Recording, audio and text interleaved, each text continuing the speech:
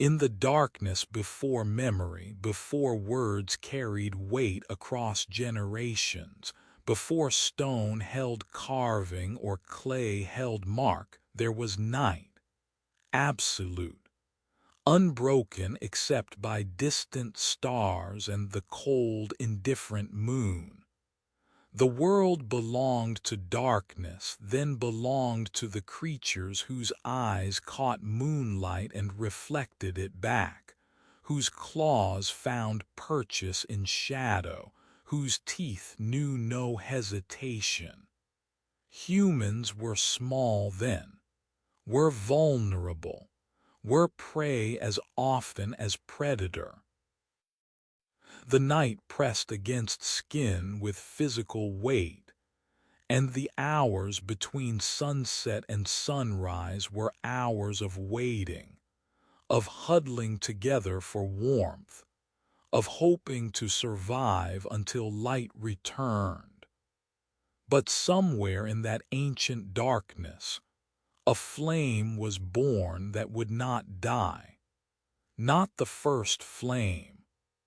Lightning had painted the sky with fire since Earth's beginning, since atmosphere learned to hold charge and release it in brilliant, violent arcs that struck trees and grasslands and set the world temporarily ablaze. Volcanoes had breathed burning rivers across stone, had shown that earth itself held fire within, that mountains could open and pour forth light and heat and destruction. Fire was known. Fire was witnessed. Fire was feared and perhaps dimly understood as something powerful, something divine, something that belonged to forces beyond human control. But this fire was different. This was the fire that stayed when storms passed, that waited when humans needed it, that followed from camp to camp, carried in cupped hands and hollow reeds, protected against wind and rain with the desperation of those who understood what they carried. This was fire made companion, fire made tool, fire transformed from wild elemental force into something that answered, however incompletely, to human will. We do not know the first keeper's name. History offers no face, no voice, no single moment when flame moved from wild thing to tamed companion. The archaeological record shows evidence of controlled fire stretching back perhaps 1,000,000 years, charred bones and earth, patterns of burning that suggest intention rather than accident. But evidence of fire and understanding of fire are different things. A lightning-struck tree might burn for days.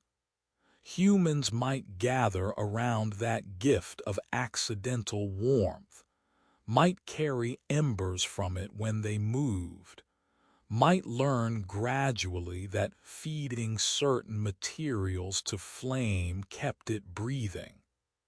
The transition was gradual, was generational, was knowledge accumulated through countless experiments, through failures that left camps cold and vulnerable, through successes that were remembered and repeated and refined. Somewhere perhaps in the great Rift Valley of Africa, beneath volcanic peaks that still breathed smoke, perhaps in a cave mouth overlooking waters that would later be called Mediterranean, perhaps in dozens of places simultaneously as different human groups discovered and rediscovered the same essential knowledge. Someone learned to feed the flame, to keep it breathing through the night, to make it answer. The knowledge was sacred then, though we have no word for how it was understood.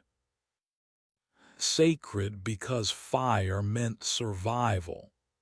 Sacred because maintaining fire required attention, required dedication, required continuous feeding and tending and protecting. Sacred because fire was the thing that separated human camps from the surrounding darkness, that created sphere of light and warmth in world that offered neither. The first firekeepers were perhaps the first priests, the first holders of knowledge that transcended immediate survival needs, the first who understood that some tasks were too important to be left to chance or individual initiative. And the knowledge spread like warmth itself, moving through kinship groups and across territories, carried by those who migrated, shared with those who offered hospitality, traded for other precious knowledge or tools or access to hunting grounds. The spreading was not swift by modern measure, might take generations for fire-tending techniques to move from one valley to the next, from one coast to distant interior. But the spreading was inevitable. Fire was too valuable. Fire changed too much. Fire could not be known by some and ignored by others without creating imbalance that survival would eventually correct. Fire transformed eating, transformed nourishment. Cooking was not luxury but revolution. Roots and tubers that were toxic when raw became digestible when heated. Meat that harbored parasites and spoiled quickly could be rendered safe and preserved. The tough fibers that defined plant foods softened under flame's attention. Nutrition improved. Calories became more available. And brains, those costly organs that consume so much energy, could grow larger, could become more complex, could begin the long development toward consciousness that recognizes itself, toward thought that reflects on thinking, toward the capacity to imagine what is not present, to plan for distant futures, to create symbol and meaning and story. Fire transformed the night. Predators, the great cats with their reflective eyes, the hyenas with their crushing jaws, the wolves that hunted in coordinated packs retreated from the circle of light, learned to associate flame with danger, with pain, with territory that belonged to the small, upright creatures who carried the burning thing. The darkness that had owned every hour between sunset and sunrise surrendered its dominion, not completely, not without resistance, but enough. Enough that humans could gather after dark, could continue working, could extend their useful hours beyond what sun dictated. And in those extended hours around those carefully tended flames, as darkness pressed close and stars turned slowly overhead, something else was born. Stories. We cannot know the first story told around fire, cannot know whether it was recounting of day's hunt, or explanation of thunder's origin, or cautionary tale about dangers that lurked beyond the light. But fire created audience, created gathering place, created duration hours of darkness that were no longer simply endured, but could be filled with voice and gesture, and the emerging magic of narrative. Some scholars suggest that fire created human language itself, that the complicated coordination required for fire tending, and the social bonds strengthened by gathering around flames selected for individuals who could communicate more effectively, who could share knowledge through increasingly sophisticated sounds and symbols. Songs emerged, rhythms that matched heartbeat or footfall or the eternal rhythm of breath. Melodies that carried meaning before words could fully capture it. The first music was perhaps percussion hands clapping, stones struck together, sticks beating against hollow logs. But voice came too. Voice that could hold a note, that could weave patterns in air, that could create beauty that served no immediate survival purpose but served something else, something that had no name yet but would later be called art, culture, the human spirit expressing itself. Fire transformed time, made winter bearable those long dark months when game was scarce, and cold penetrated everything could be survived huddled near flames, could become time of storytelling and tool-making, and the formation of social bonds that would carry through to spring.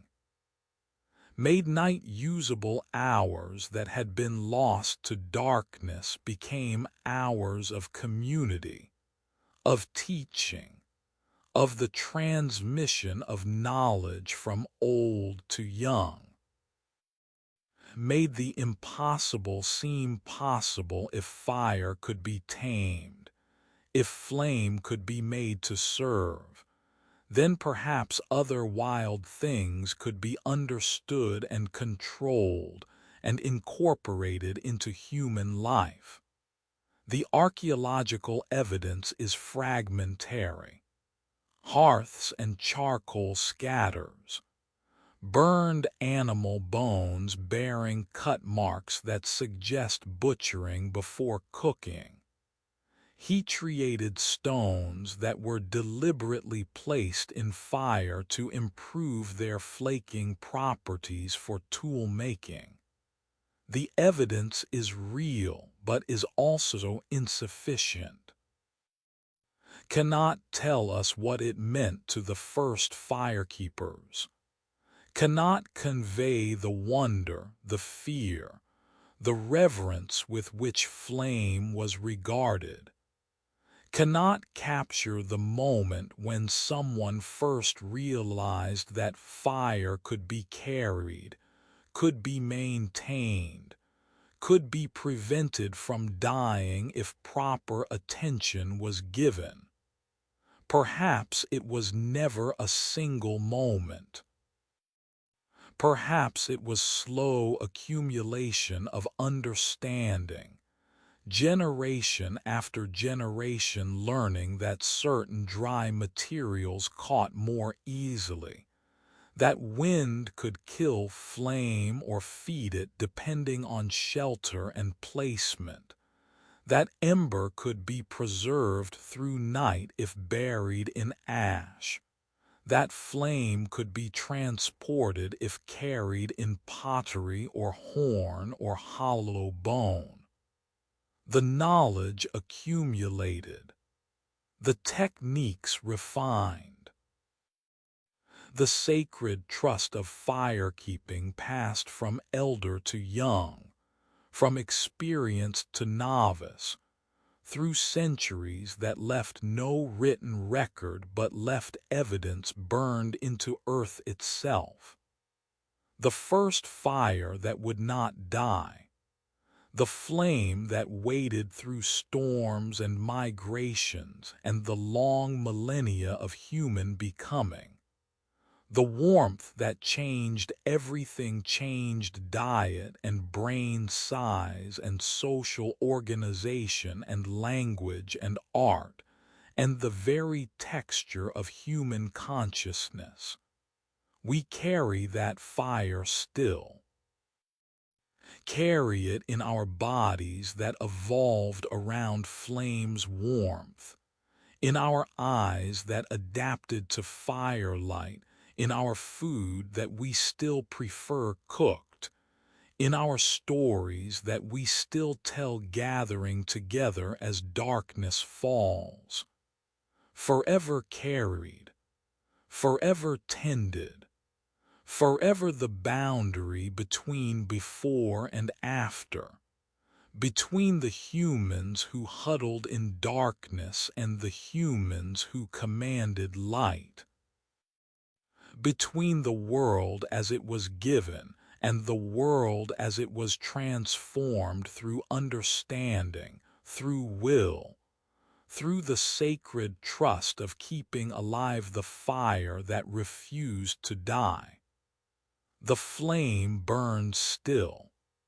In every hearth and candle, in every controlled burn and managed flame, in the eternal fire that some temples maintain, never letting it extinguish across years and decades and centuries, burns in memory, burns in symbol, burns in the knowledge that we are the inheritors of that first keeping, that first trust, that first transformation, the fire that stayed, the flame that waited, the light that refused to surrender to the surrounding dark. In the quiet before civilization, when humans were still becoming what they would be, someone looked upward, looked beyond the immediate concerns of food and shelter and survival, looked past the horizon that bounded daily life, looked up into the vast darkness scattered with points of light that had witnessed every human moment since humans existed, and saw not chaos but pattern. The recognition changed everything, not immediately, not dramatically, but slowly across generations. The understanding grew that the lights in the sky moved according to rules, that certain stars rose at certain seasons, that the moon followed predictable phases, that the sun's path across the sky varied through the year in ways that could be measured, anticipated, used. The sky became calendar, became guide, became the first book that humans learned to read, and then they began to write back. The stone circles started appearing across landscapes that would later bear 1,000 different names. Göbekli Tepe in what is now Turkey, massive T-shaped pillars carved with animals and symbols, arranged in circles, built by people who supposedly had not yet discovered agriculture, had not yet settled into permanent villages, had not yet developed the social organization that monument building was thought to require. The stones stand 11,000 years old, older than Stonehenge by 6 millennia, older than the Egyptian pyramids by 7, challenging every assumption about when civilization began and what forms it took.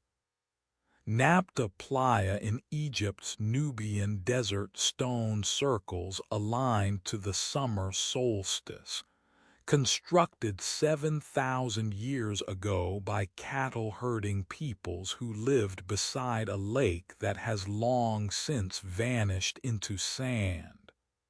The alignments were precise, were intentional, were maintained across centuries as the stones were moved and repositioned to track celestial movements that themselves changed slowly across millennia as Earth's axis wobbled in its long procession.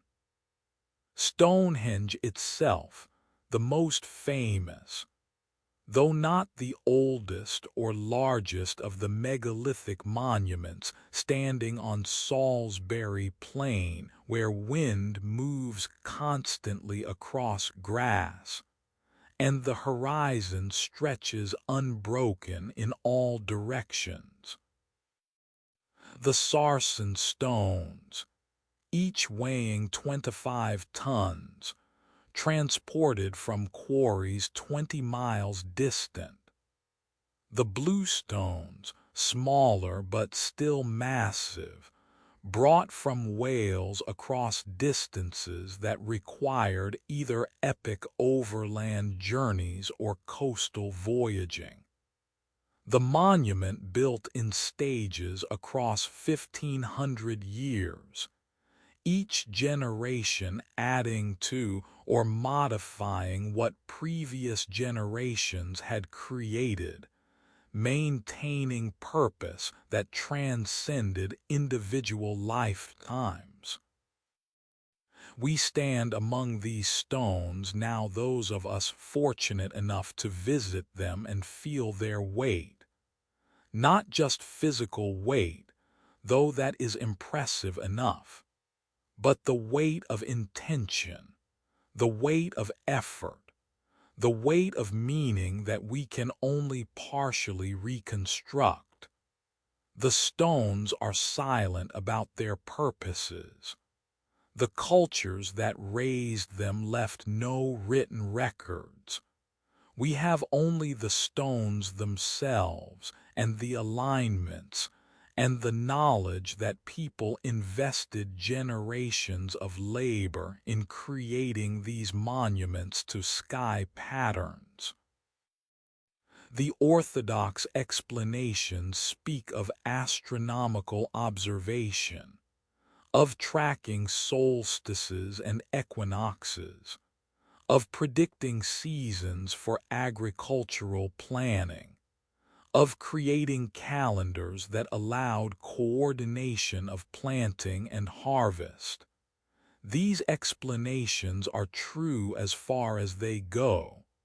The alignments are real. The astronomical precision is undeniable. These monuments functioned as observatories, as calendars, as tools for measuring time's passage through celestial markers.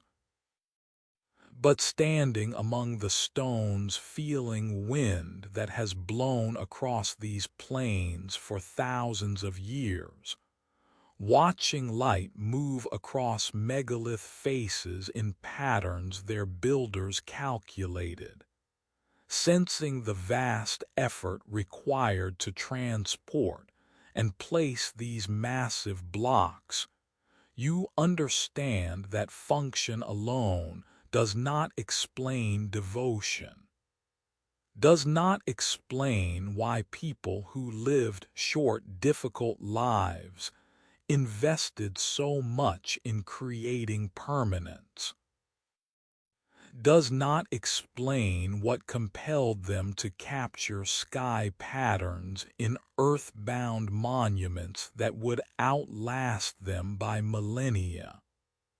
Perhaps the stones were temples, places of worship where people gathered to mark celestial events, to celebrate solstices, to align themselves with cosmic rhythms that seemed eternal compared to human brevity.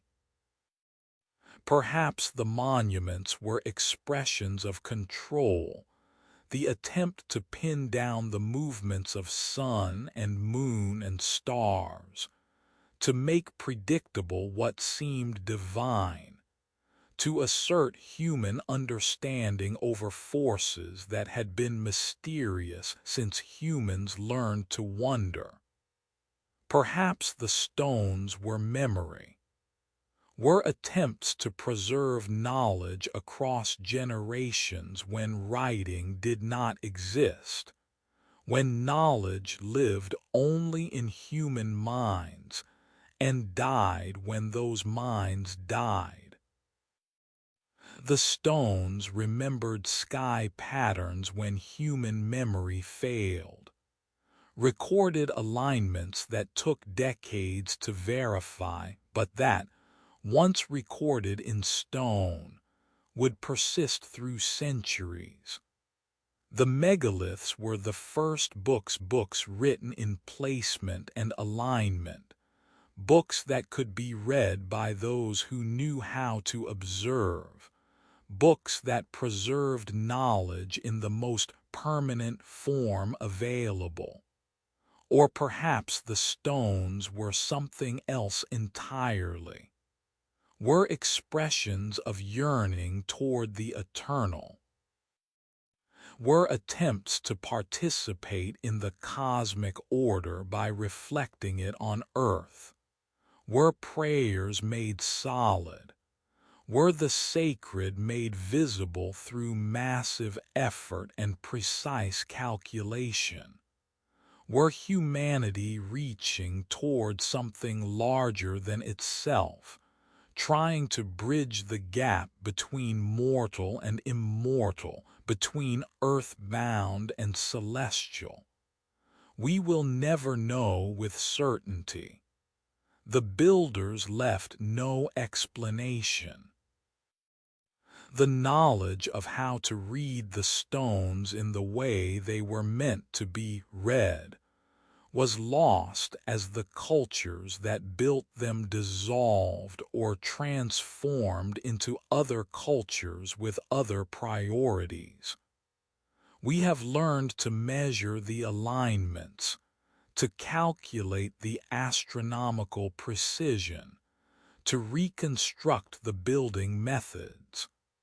But we cannot reconstruct the meaning, cannot know what it felt like to participate in monument building that would take generations, cannot know what was believed about the relationship between earth and sky, between human and divine, between the mortal effort of raising stones and the eternal movements they recorded. The stones stand now in their various locations across the world. Some are famous Stonehenge, and the pyramids and Easter Island's Moai. Some are obscure, known only to archaeologists and local inhabitants. Some have been restored, their fallen stones re-erected, their original configurations guessed at or reconstructed. Some remain as they fell, lying where they toppled centuries or millennia ago, slowly being reclaimed by earth and vegetation. Tourists visit them, photograph them, walk among them following roped pathways that prevent touching, prevent climbing, prevent the kind of intimate contact that might help understanding but that would also, with millions of visitors, destroy what remains. The stones have become heritage sites, cultural landmarks, tourist destinations. They appear in guidebooks and on postcards, and in documentaries that explain their astronomical alignments and speculate about their builders. But sometimes in early morning before crowds arrive, or in evening after they've left, or on days when weather keeps visitors away, the stones still whisper their original purpose, still speak of the impulse to reach beyond the immediate, still testify to humanity's ancient drive to understand the patterns that govern existence, to mark time's passage in permanent ways, to create something that will outlast the creator and carry knowledge forward into futures that cannot be imagined. The stone that remembered sky, the monument that captured celestial patterns in earth-bound permanence, the megalith that made time visible and gave permanence to what seemed eternal. Forever standing, forever marking, forever testimony to humans reaching toward understanding that exceeded their grasp, toward permanence that exceeded their lifespans, toward meaning that exceeded their immediate needs. The stones stand, the alignments hold, and the sky they record continues its eternal movements, indifferent to the monuments that track it, indifferent to the humans who raised stones to capture its patterns, indifferent except that some of those humans across distances of time that dwarf individual lives look upward still and see not chaos but pattern. See not randomness but order. See not meaninglessness but the ancient human drive to understand, to measure, to create monuments to comprehension itself. The stones, forever standing, forever remembering, forever marking the threshold between humans who simply experienced the sky and humans who learned to read it, to predict it, to capture its patterns in stone that would outlast empires. 4 rivers converged in the land between Tigris and Euphrates primarily, but others too, tributaries and channels that wove through landscape in patterns that changed with seasons and centuries. The land was called Mesopotamia, between the rivers, and it was here, in this geography of water and silt, that cities were born, not villages grown large, not temporary gathering places that attracted people during certain seasons and dispersed them again, but permanent settlements of thousands, then tens of thousands, Uruk and and Eridu and Babylon, places where stone architecture reached toward sky, where writing emerged to track grain stores and property claims, where social hierarchy crystallized into forms that would persist for millennia. The rivers made it possible, made it necessary.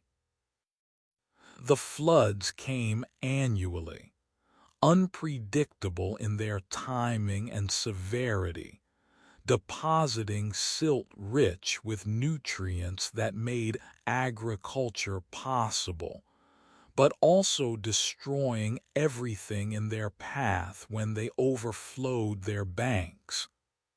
The floods could not be ignored, could not be left to individual families or small kinship groups to manage. Required cooperation on scales humanity had never attempted. Irrigation channels dug and maintained, levees constructed and reinforced, water stored during abundance for use during drought, coordination of planting and harvest across territories that stretched beyond what any one person could see or control. The cooperation required organization. The organization required hierarchy. Someone had to direct the digging of channels. Someone had to resolve disputes about water allocation. Someone had to store surplus grain against future shortage. Someone had to maintain records of who contributed what labor, who owned which fields, who owed obligations to whom. The requirements of managing water and agriculture created the first true bureaucracies, the first systems of social organization that transcended kinship bonds. And from those requirements, cities grew. Uruk emerged first, or perhaps was merely first among equals, first to reach the scale that we recognize as urban. By 3000 BCE, Uruk held perhaps 50,000 inhabitants, concentrated in area less than 2 square miles, living in houses that shared walls and pressed close together, working in specializations that freed them from direct agricultural labor, potters and metal workers and priests and scribes and soldiers, and the countless other roles that complex society requires. The city's heart was the temple district, ziggurats rising in stepped layers toward sky, topped with shrines where priests performed rituals that maintained cosmic order, kept gods favorably disposed, ensured that floods would come at appropriate times and in appropriate magnitude. The ziggurats were mountains built by human hands, artificial peaks in flat river valley, reaching toward heaven in landscape that offered no natural heights. They were impressive, were visible from miles away, were statements of collective capability and religious devotion, and the power of organized labor to transform landscape according to human will. But the ziggurats were not the city's true innovation. That innovation lay in the scribal schools attached to the temples, in the administrative buildings where records were kept, in the development of writing. Writing emerged in Mesopotamia not as poetry, but as accounting. As the need to track grain stores and animal counts and land ownership across generations and across larger populations than memory alone could manage. The first writing was pictographic simple images representing objects, a sheep for sheep, a grain stalk for grain. But pictographs have limitations. They can represent concrete things but struggle with abstractions, with verbs and adjectives, and the grammatical relationships that language requires. The breakthrough came with phonetic writing, the realization that symbols could represent sounds rather than things, that those sounds could be combined to represent any word, any concept, any thought that could be spoken. The cuneiform script that developed in Mesopotamia was wedge-shaped impressions pressed into wet clay with reed stylus, creating tablets that, once dried or fired, would preserve their contents across millennia. The tablets recorded everything: inventories and sales, legal contracts and royal proclamations, prayers to gods and complaints about shoddy merchandise, epic poems and wisdom literature and astronomical observations. Writing changed what could be known, changed what could be remembered, changed what could be coordinated across distance and time. A merchant in could send orders to agent in distant city, confident that instructions would be preserved and executed. A king could proclaim laws that would remain consistent across his reign and beyond. A scholar could record observations that would be available to future scholars who never met the original observer. Writing made civilization scalable, made possible the coordination and accumulation of knowledge that define human progress. But the rivers that built the cities also shaped them in darker ways. Warfare became organized. Cities competed for water access, for agricultural land, for control of trade routes. Armies were not temporary gatherings of adult males, but permanent institutions, professional soldiers trained and equipped and deployed according to strategic calculations. Walls surrounded cities, massive mud brick barriers that required enormous labor to construct and maintain, but that offered protection against siege. The walls testified to permanent threat, to the reality that wealth concentrated in cities attracted those who would take it. That success created target that required constant defense. Slavery emerged as institution rather than occasional practice. Prisoners of war became permanent underclass, laboring on irrigation projects and construction works, and in fields their status hereditary, their lack of freedom legally codified and socially accepted.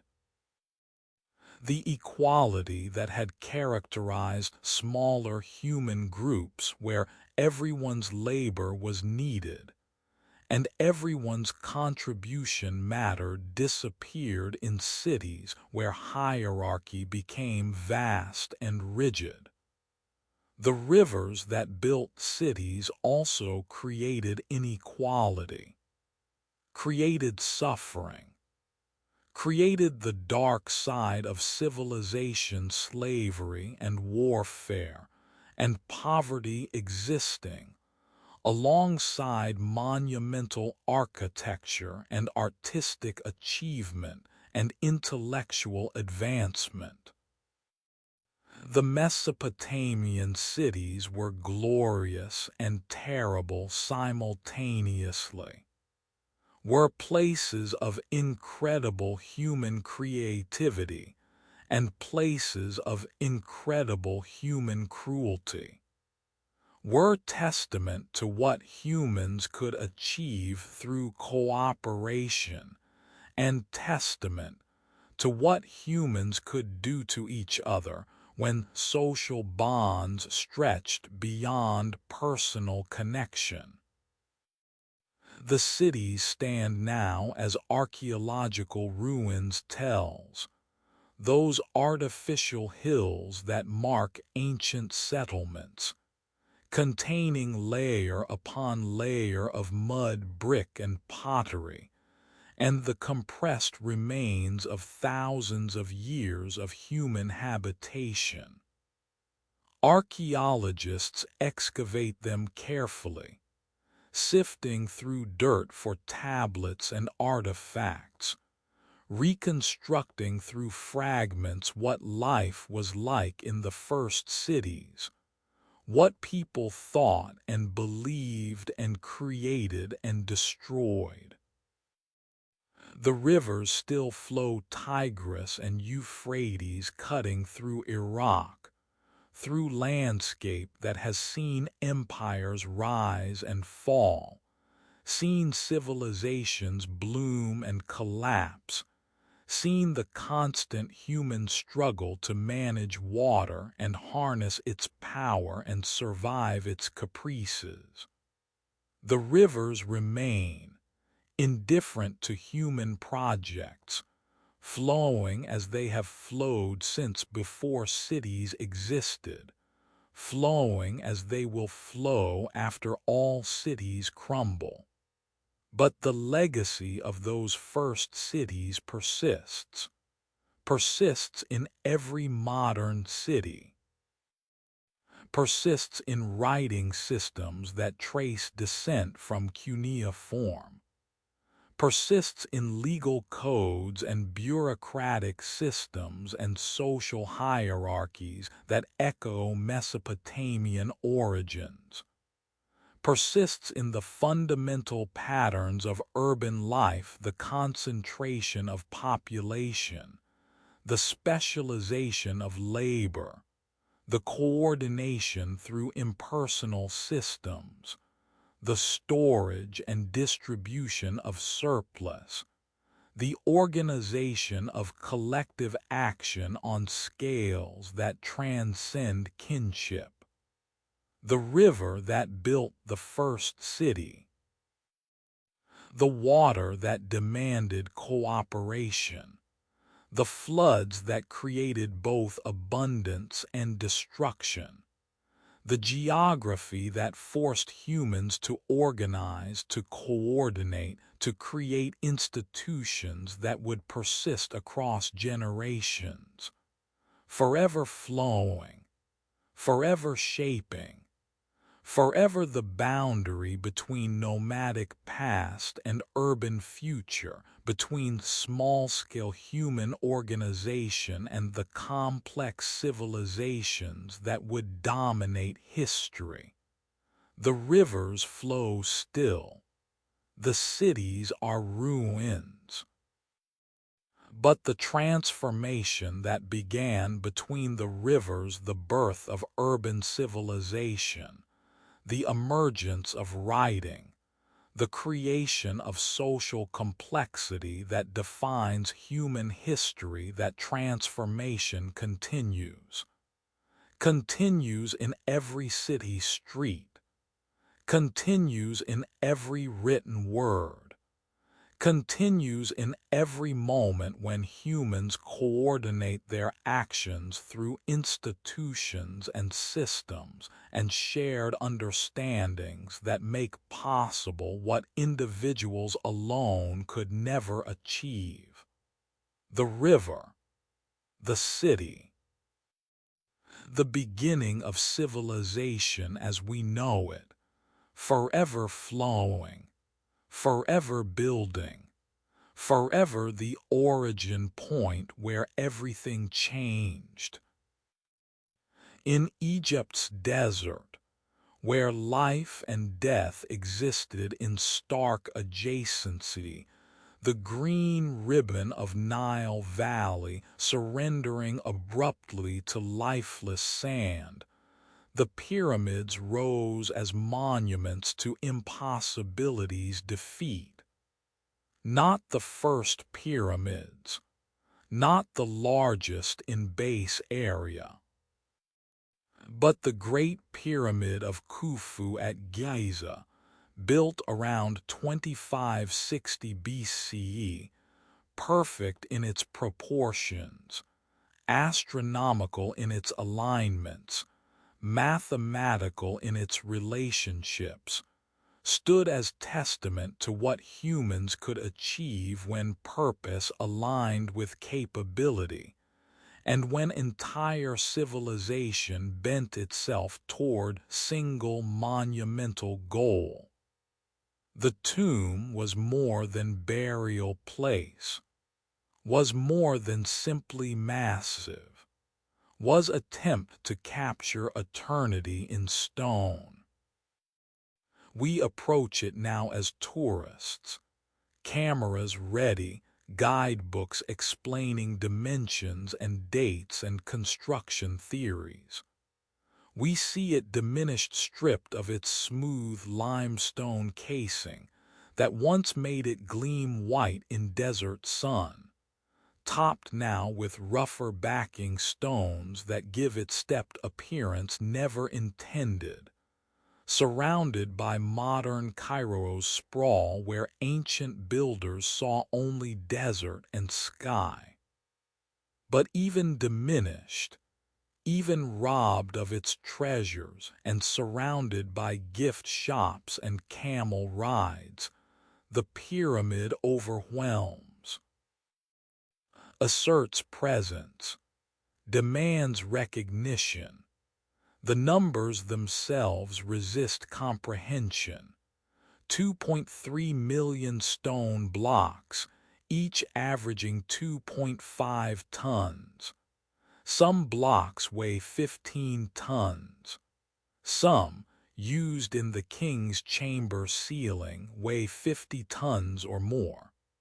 The blocks were quarried limestone from local sources, granite from Aswan 500 miles up the Nile transported, shaped, positioned with precision that modern builders struggle to match even with steel tools and motorized equipment.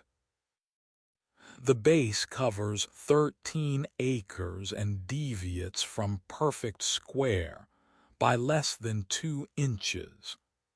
The sides align to cardinal directions with error of less than 1/15 of a degree. The ratios embedded in the structure height to base perimeter approximates the ratio of radius to circumference of circle suggest mathematical knowledge that may have been intentional or may be remarkable coincidence. How it was built remains debated. The ramps required to reach upper courses would have been massive themselves, would have consumed more material than pyramid itself if they rose at reasonable angle.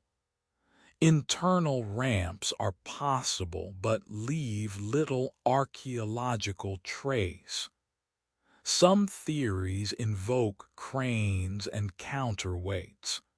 Some invoke techniques we haven't imagined. The mystery persists not because ancient builders were impossibly advanced, but because they were differently capable, had access to unlimited labor, had patience that measured projects in decades, had knowledge of techniques that weren't preserved because they were obvious to anyone who built things then, because written explanations weren't needed. What we know is that the pyramid was built. Know that it required perhaps 100,000 workers over 20 years. Know that those workers were not slaves. Recent archaeological evidence from workers' villages shows decent housing, meat-rich diet, medical care for injuries, proper burial for those who died during construction. The workers were likely seasonal laborers, farmers during flood months when fields were inundated, participating in projects that connected them to divine kingship and cosmic order, receiving payment in beer and bread and the intangible benefits of participating in something larger than individual life. The labor was hard, was dangerous. Workers fell, were crushed, died from exhaustion and heat and the thousand risks that massive construction projects entail. But the labor was also sacred. Was participation in ensuring Pharaoh's successful afterlife, which in turn ensured Egypt's continued prosperity, which ensured the floods would come, and the crops would grow and life would continue. The pyramid was not vanity project but religious necessity, was the machine that transformed dead king into eternal being, that housed his body and possessions and provisions for journey through afterlife, that maintained his presence as intermediary between human and divine. Inside, the pyramid contained chambers and passages that led to king's burial chamber, reached through ascending corridor, through grand gallery whose corbelled ceiling rose to 28 feet, through passages deliberately blocked with granite plugs after Pharaoh's burial.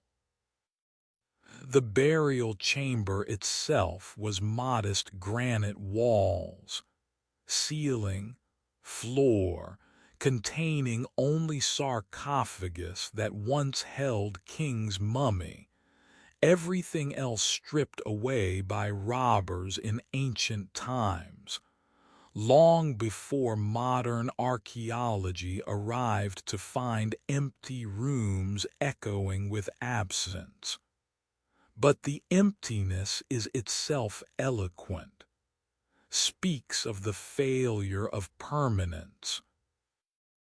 The pyramid was meant to protect Pharaoh's body for eternity, to ensure that mummy remained intact so soul could return to it, so afterlife could be successfully navigated. Despite massive stone and hidden entrances and blocked passages, robbers found their way in, found and took the treasures, probably took the mummy itself, stripping it of precious amulets and gold. The eternal preservation failed. The body that was supposed to last forever was lost within centuries of burial. Yet the pyramid succeeded in other ways, succeeded in creating permanence of different kind. The structure remains, has remained for 4,500 years, will likely remain for many thousands more, barring deliberate destruction.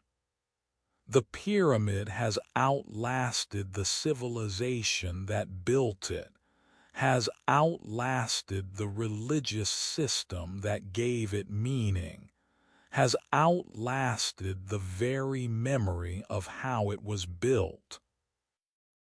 Stands now as monument not to Pharaoh, whose name is known only because later inscriptions mentioned him, but to human capability itself, to the ability to conceive of monumental projects, to the organizational sophistication required to execute them, to the drive to create something that will outlast the creator. Other pyramids followed. The Pyramid of Khafre, Khufu's successor, appears taller because it stands on higher ground but is actually slightly smaller. The Pyramid of Menkaure is much smaller. Resources were declining. Enthusiasm for such massive projects perhaps waning. Later pyramids were smaller still, built more quickly, less carefully, and many collapsed in ancient times because their construction was compromised by corner cutting and insufficient foundation work. The age of pyramid building lasted about a century. Later pharaohs chose different burial methods: rock-cut tombs in the Valley of the Kings, hidden rather than proclaimed, secret rather than monumental. The hidden tombs fared better. Tutankhamun's tomb, found nearly intact in 1922, contained treasures that gave us a glimpse of what pyramids once held. But the hidden tombs lacked the pyramid's proclamation, lacked the assertion that king's power was so great it could command mountains built by human hands. The pyramids stand now as the last survivors of the ancient world's 7 wonders, stand in desert that has advanced and receded over millennia, stand overlooking Cairo, watching civilization continue its endless transformation. Tourists climb the courses that were never meant to be climbed, that have been worn by centuries of climbing. Scholars measure and theorize. Engineers marvel. And the pyramids wait, silent about their true purposes, revealing their dimensions and alignments but keeping their meanings private, holding still whatever mysteries they were built to hold. The tomb that held 1,000 years, that meant to hold eternity, that succeeded and failed simultaneously, succeeded in creating permanence of stone, failed in protecting the body it was built to preserve. forever standing, forever empty, forever testament to human ambition and human limitation, to the grandeur of vision and the poverty of execution, to the dream of defeating death through monument and the reality that death cannot be defeated, only remembered.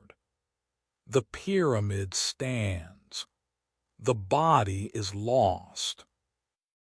But the monument remains massive, precise, eternal in its way, testimony that humans can create permanence even if they cannot preserve it, can build for eternity even if they cannot inhabit it, can reach for the impossible and in failing to fully achieve it, achieve something else, achieve the lasting structure, the enduring question, the monument that asks across millennia what humans thought they could accomplish and what they actually accomplished instead. The pyramid, forever standing, forever questioning, forever the monument that meant to contain eternity, but instead became eternity's witness.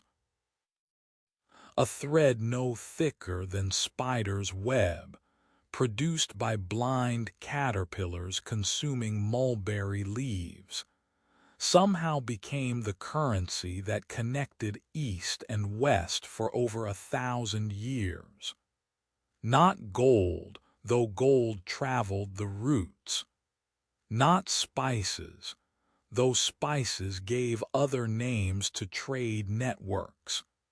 But silk, lightweight, valuable, impossible to produce without knowledge, that was guarded as state secret, punishable by death. This was what gave the ancient network its name and its purpose.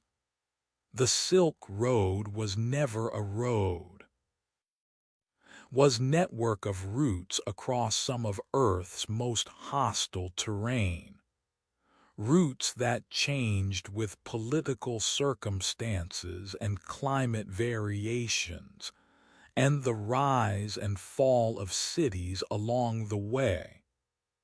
Routes that no single merchant traveled entirely, goods passed through dozens of hands, each transaction adding value, each middleman taking percentage, until bolt of silk that cost little in China commanded fortunes in Rome. The journey from Chang'an, capital of Han Dynasty China, starting point for eastern end of trade, began relatively easily. Through civilized lands where roads existed and caravanserais provided lodging, and where bandits were controlled by effective government. But the easy portion ended quickly. Beyond China's western borders lay the Taklamakan Desert, whose name translates roughly as "go in and you won't come out." The desert was not merely barren, but actively hostile, temperatures swinging from blistering during day to freezing at night.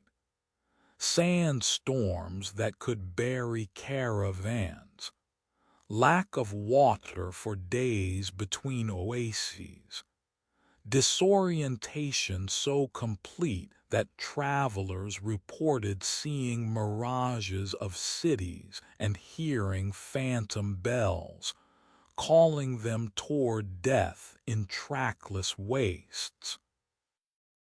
Those who survived the Taklamakan faced the Pamir Mountains, the roof of the world, where altitude made breathing difficult and cold was constant even in summer, and passes were blocked by snow for much of the year.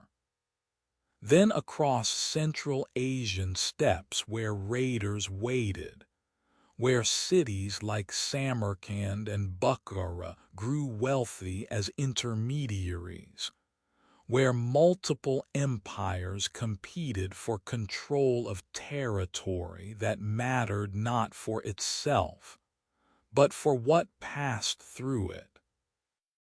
Finally, through Persian lands to the Mediterranean, to ports where goods were loaded onto ships for Rome or Constantinople, completing journey that might take years and cost many lives.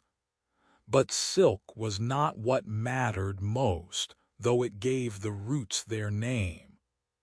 What mattered was connection, was exchange, was the meeting of civilizations that had developed in isolation, and that, in coming into contact, transformed each other in ways both subtle and profound. Buddhism spread from India to China along these routes. The religion traveled with merchants and missionaries, translated into Chinese, adapted to Chinese philosophy and social structures, becoming something new in the process Chan Buddhism, which would later become Zen in Japan, bearing resemblance to, but also diverging significantly from its Indian origins. The transformation illustrated what happened along Silk Road. Ideas did not simply transfer but evolved, hybridized, became something that belonged fully to neither origin nor destination, but to the liminal space between. Paper-making technique moved westward from China. The knowledge reached Samarkand in the 8th century supposedly, when Chinese papermakers were captured in battle and forced to share their secrets. From Samarkand, the technique spread to Baghdad, to Cairo, to Morocco, to Spain, finally to Europe in the 12th century. Without paper's westward movement, without cheaper alternative to parchment and papyrus, the printing revolution would have been impossible. The Renaissance might have been delayed or taken different form. Literacy might have remained privilege rather than becoming possibility. Astronomical knowledge and mathematical concepts crossed in both directions. Chinese innovations in astronomy reached Islamic world. Islamic algebra and trigonometry reached China. Indian mathematics, including decimal system and concept of zero, traveled westward to be adopted by Islamic scholars and eventually transmitted to Europe, revolutionizing calculation and making modern mathematics possible.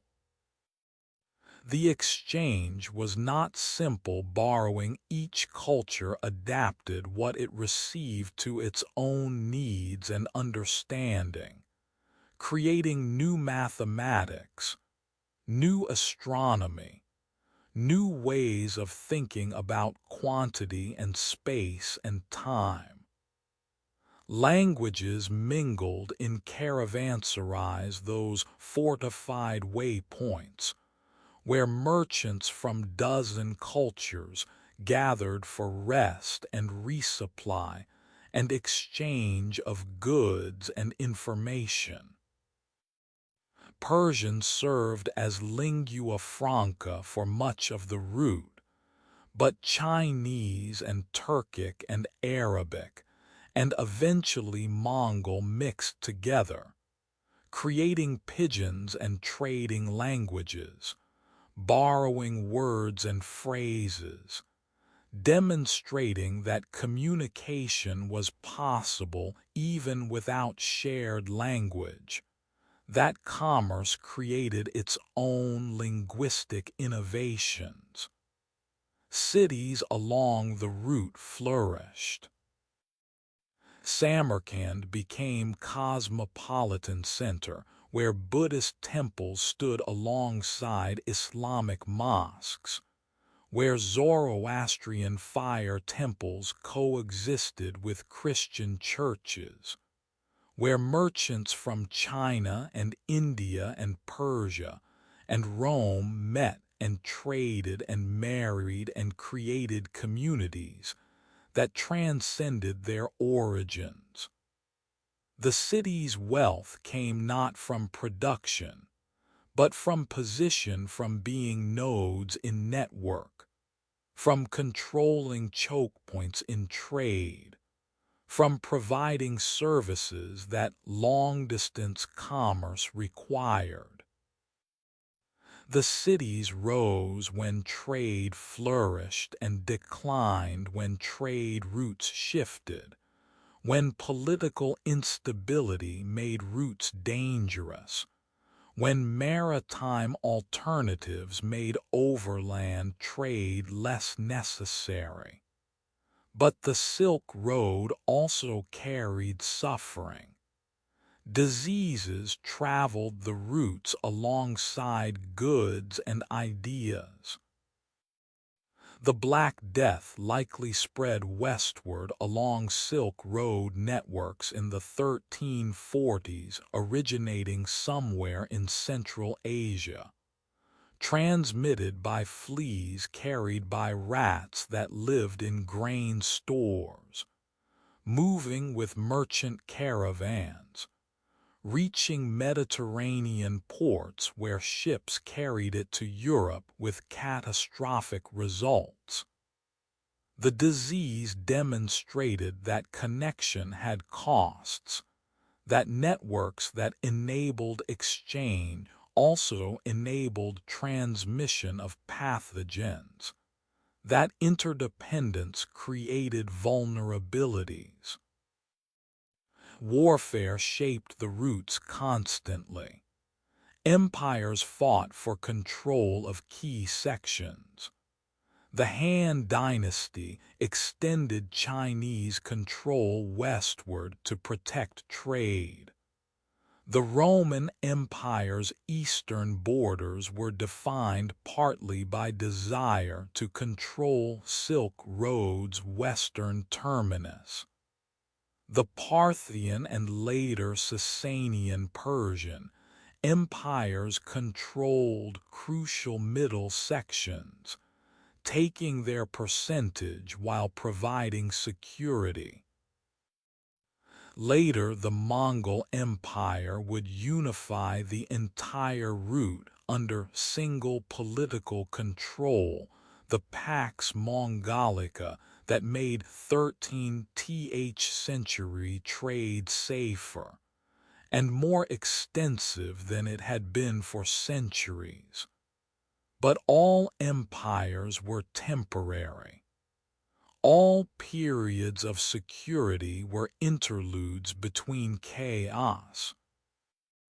The Silk Road's history was punctuated by warfare and banditry, and the constant threat that made merchants carry weapons and travel in armed caravans, and sometimes choose to abandon trade rather than risk death in pursuit of profit.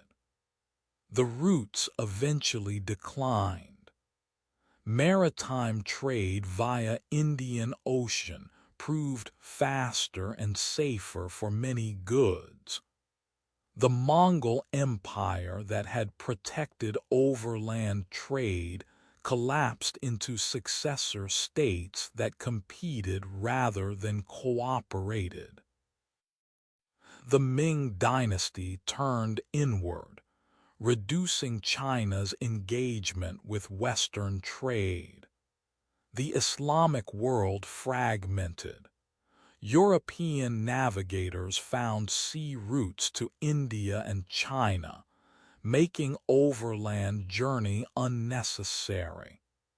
By the 16th century, the Silk Road had faded, some sections still used for regional trade, but the great age of transcontinental caravans was ended. The legacy remained in goods and technologies and ideas that had crossed continents, remained in genetic mixing. Modern DNA studies show Central Asian populations carry ancestry from East and West, testimony to centuries of population movements along trade routes.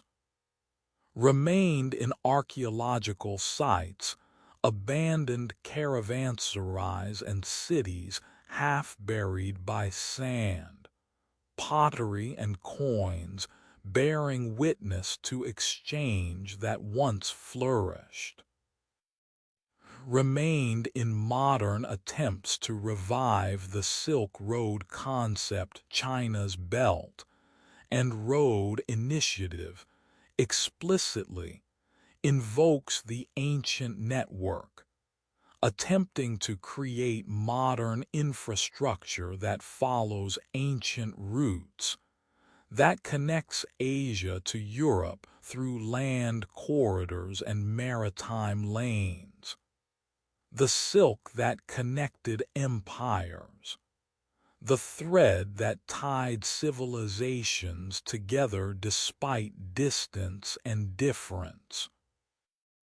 The trade network that carried more than goods, carried ideas and religions and technologies, carried diseases and warfare, carried evidence that humans have always reached beyond immediate surroundings, have always sought to exchange and communicate and connect across impossible distances.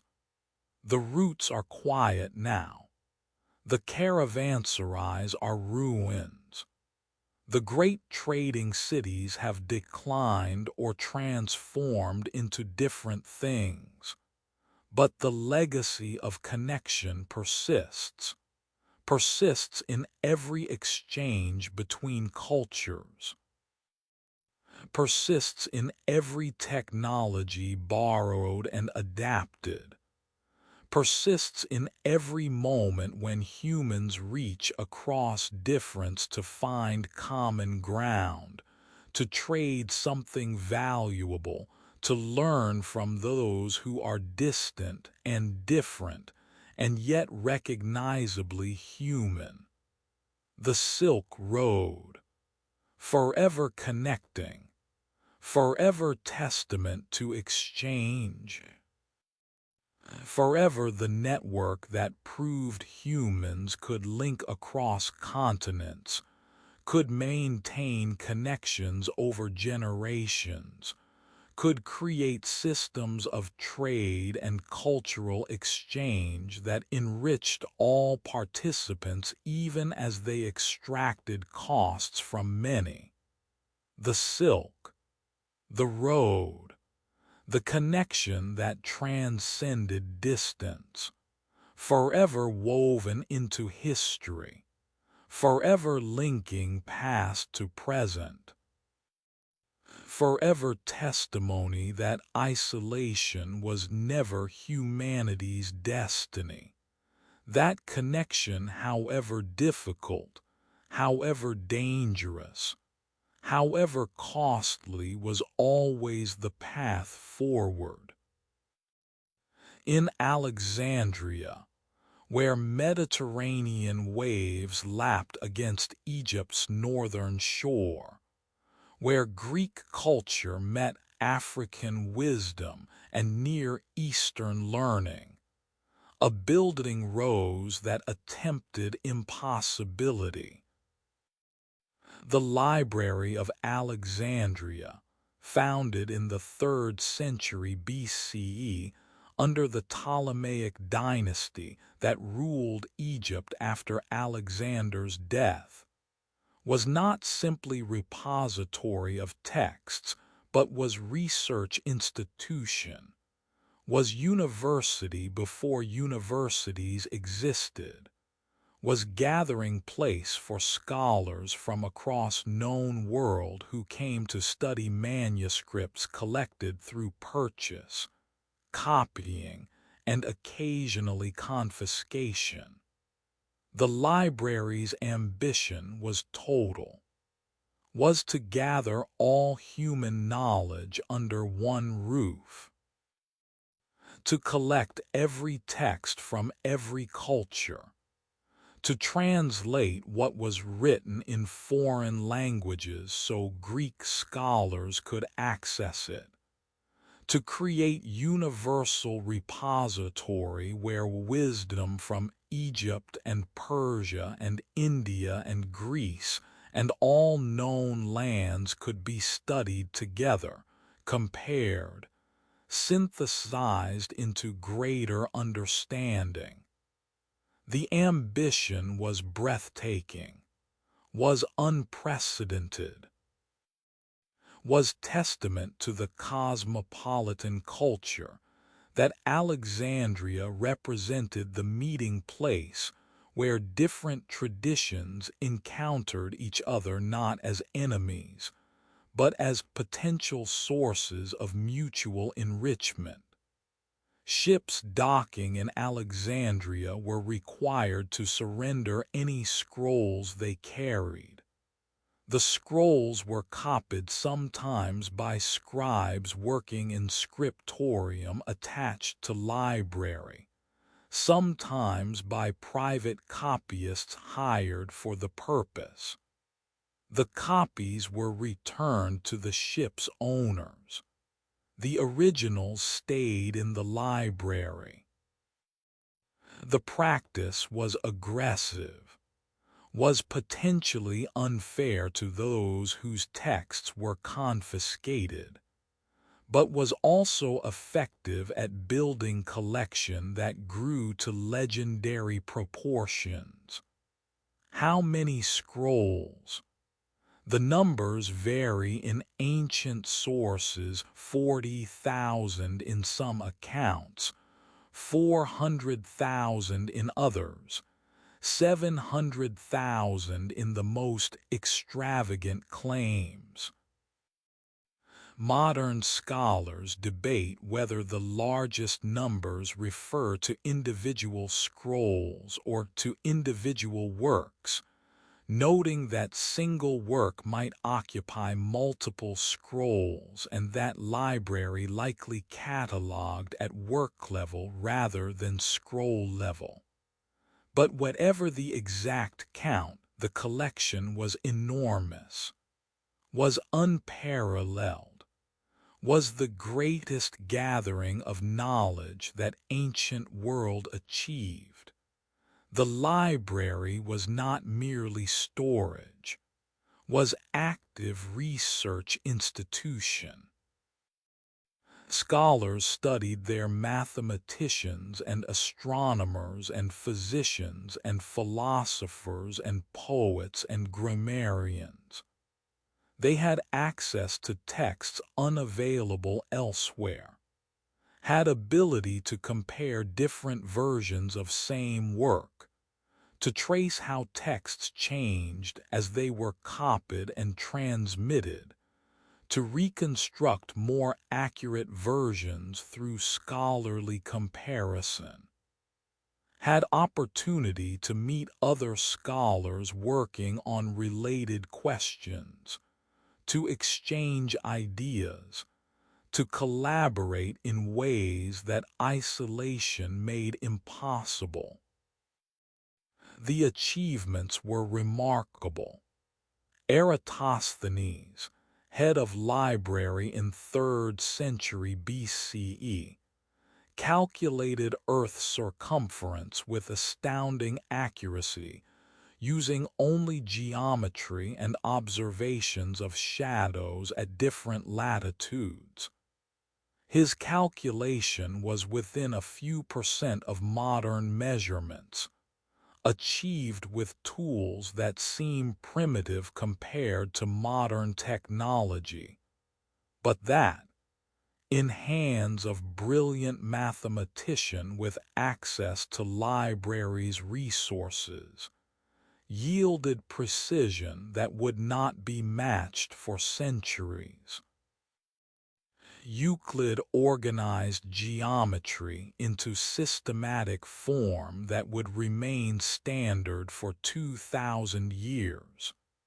His Elements, written in Alexandria, gathered all known geometrical knowledge, organized it logically, proved each proposition rigorously from first principles. The work was not simply compilation, but was creative synthesis. Euclid saw connections that others had missed, found ways to organize knowledge that made it more accessible and more powerful. Aristarchus proposed heliocentric model of solar system, argued that Earth and other planets orbited Sun, rather than everything orbiting Earth. His model was rejected by most ancient astronomers who found geocentric system more intuitively obvious and better supported by observation. But the heliocentric idea survived in libraries' manuscripts, preserved for nearly 2 millennia, until Copernicus revived it in 16th century, eventually revolutionizing astronomy and cosmology. Callimachus created libraries cataloged the Pinaques, organizing works by author and subject, providing summaries, allowing scholars to locate texts relevant to their research.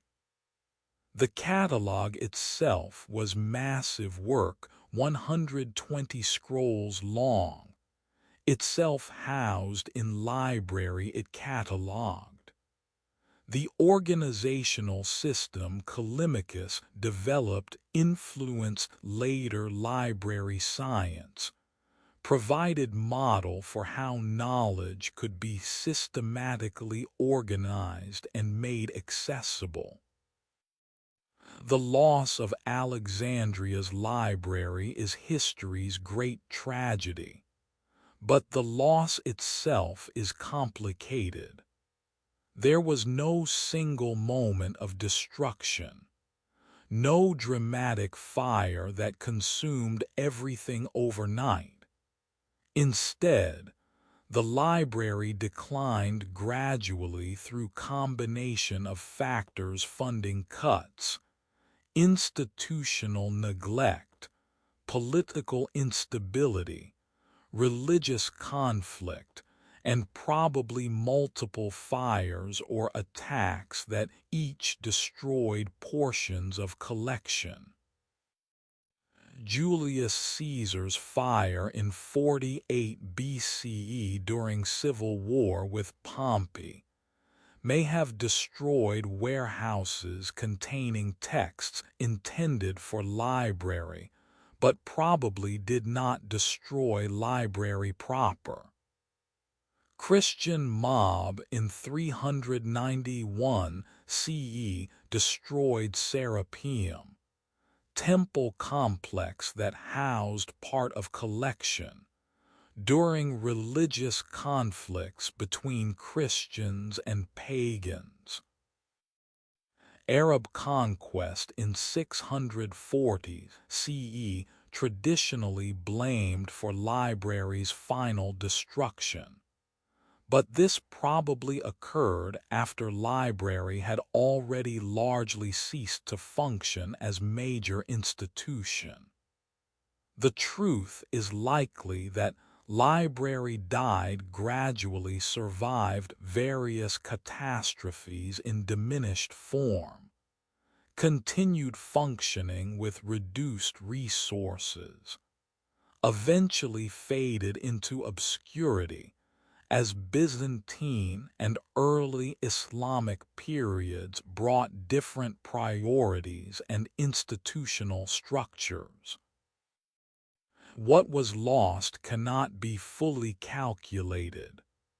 Lost were the plays of Sophocles and Euripides and Aeschylus that we don't have. They wrote dozens.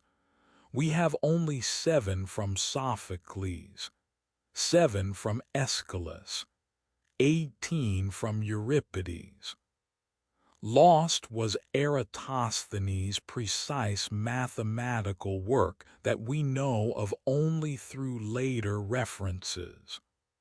Lost were countless histories and philosophies and scientific treatises that might have transformed human knowledge had they survived. Lost was Aristotle's writing on comedy. We have his Poetics on tragedy, but the section on comedy is missing, depriving us of his systematic analysis of humor and comic structure. But perhaps most significant loss was loss of the idea itself. The idea that knowledge could be universal, that all human learning could be gathered and studied systematically. That understanding had no boundaries of culture or geography or language. That wisdom from anywhere was potentially valuable and should be preserved and made accessible. The Library of Alexandria represented human knowledge at its most ambitious, most inclusive, most optimistic about reason's possibilities. The loss of Alexandria led to fragmentation, led to knowledge being dispersed across multiple centers, held in monastic libraries and private collections, controlled by religious authorities, who sometimes preserved texts and sometimes destroyed those they found heretical or dangerous. Led to dark ages, though that term is contested when access to classical learning was reduced, when literacy declined, when systematic scientific inquiry largely ceased in Western Europe, even as it continued in Byzantine and Islamic worlds. The library stands now only in imagination and fragments. The physical structure is gone, built over, repurposed, quarried for stone, disappeared into Alexandria's layered history. Scattered papyri found in Egypt sometimes bear texts that may have passed through Alexandria's collection, but direct connection cannot be proven. Archaeological hints suggest where library might have stood, but certainty is impossible.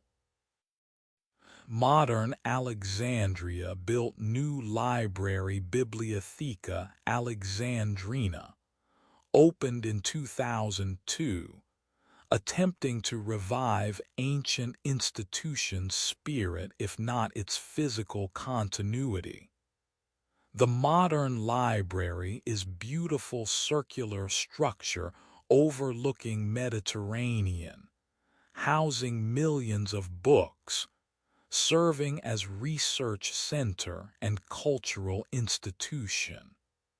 But it cannot recover what was lost, cannot restore the manuscripts that burned or rotted or were deliberately destroyed, cannot recover the idea of centralized universal knowledge collection in age when information is distributed across networks rather than concentrated in single institution.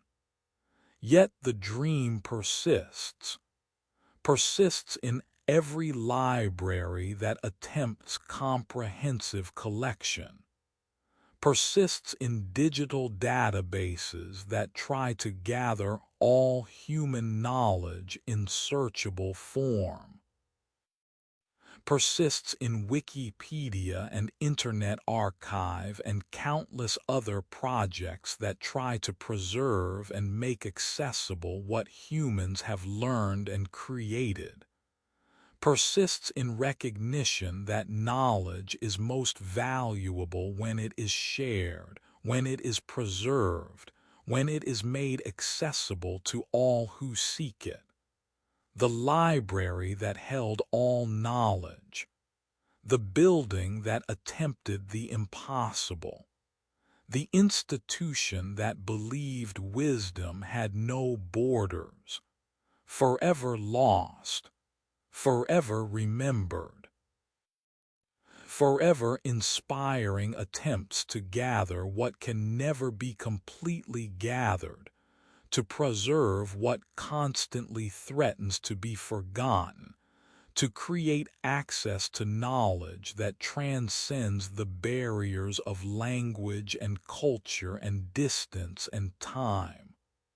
The library lives in memory, lives in aspiration, lives in every attempt to collect and preserve and share human knowledge. The physical structure is gone. The manuscripts are lost.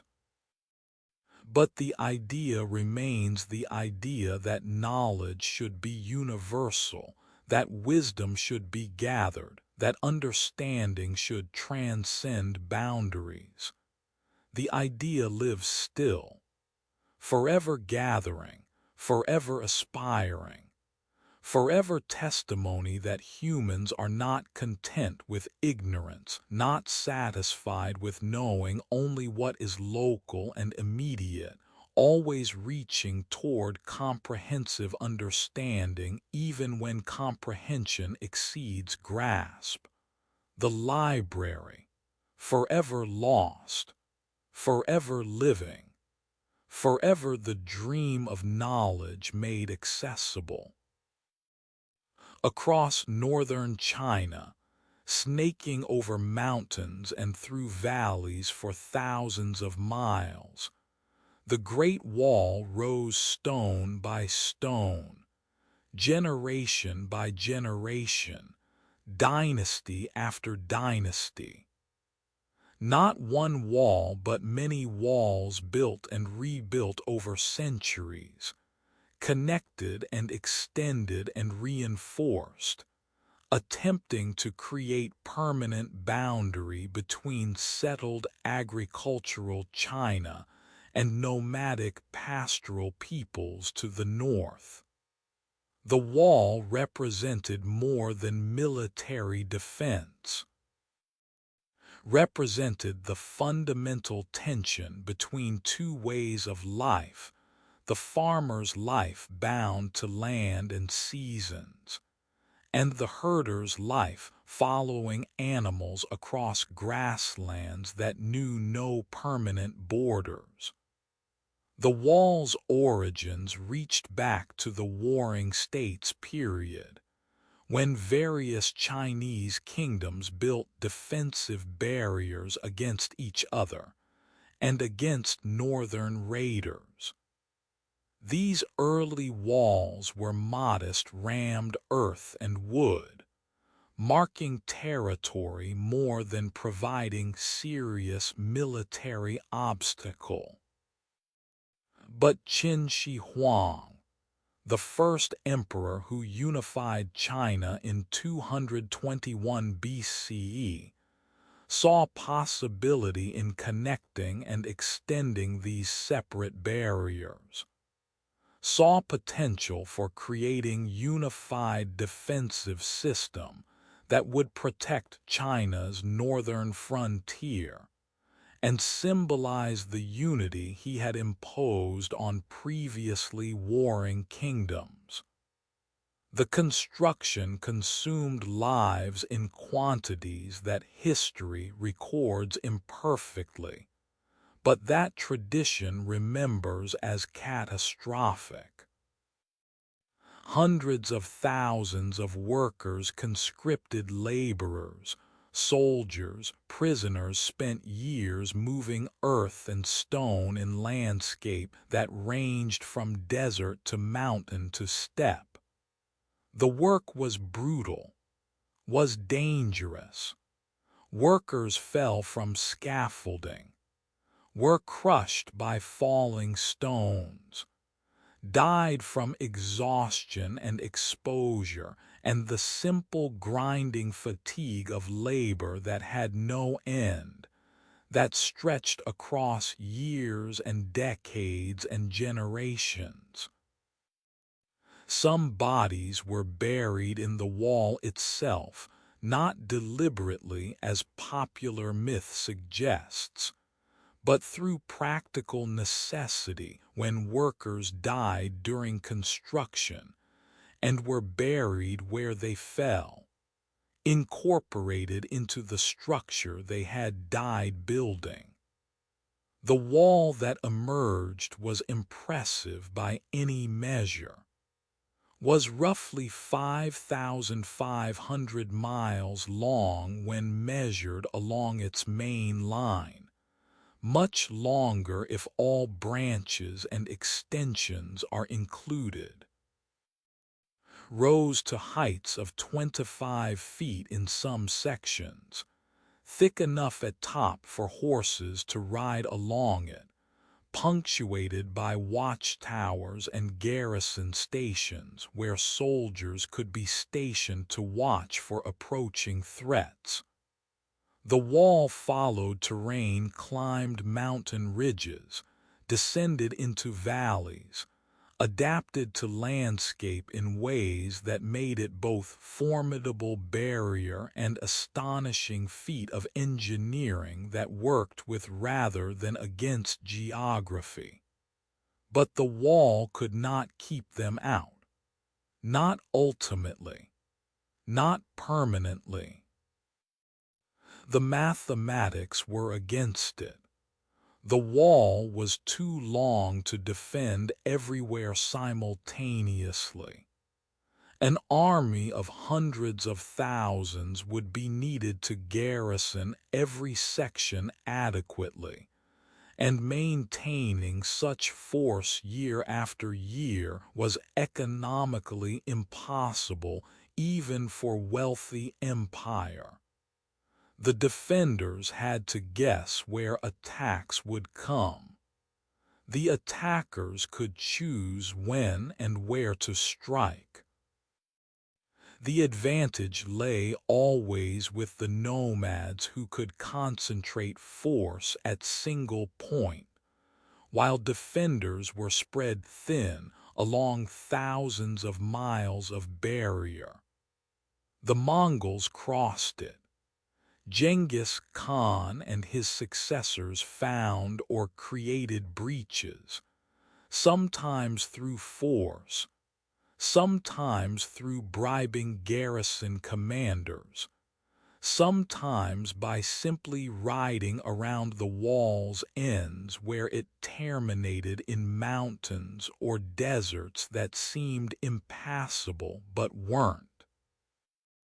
The Mongols established Yuan dynasty, ruling China for nearly a century before being expelled by native Chinese who founded Ming dynasty.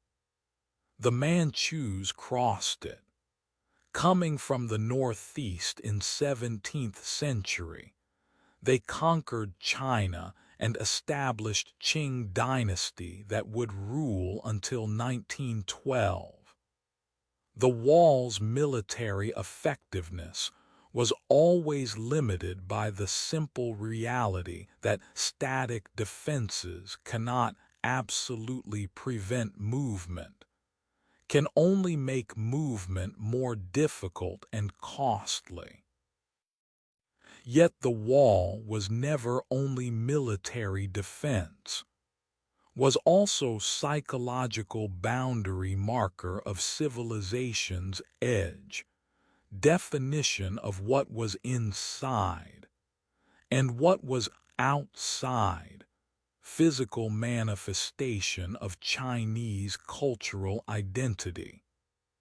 The Chinese saw themselves as representatives of civilization, had writing and cities and agriculture and bureaucracy, and all the markers that defined civilized life.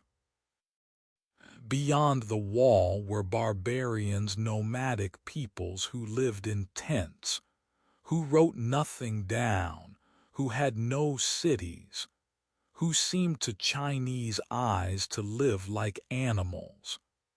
The wall marked the boundary between these worlds, declared that China was separate from and superior to what lay beyond, was economic regulation. The wall contained gates-controlled passages where trade could occur, where taxes could be collected, where the exchange between agricultural China and pastoral steppe could be managed and monitored.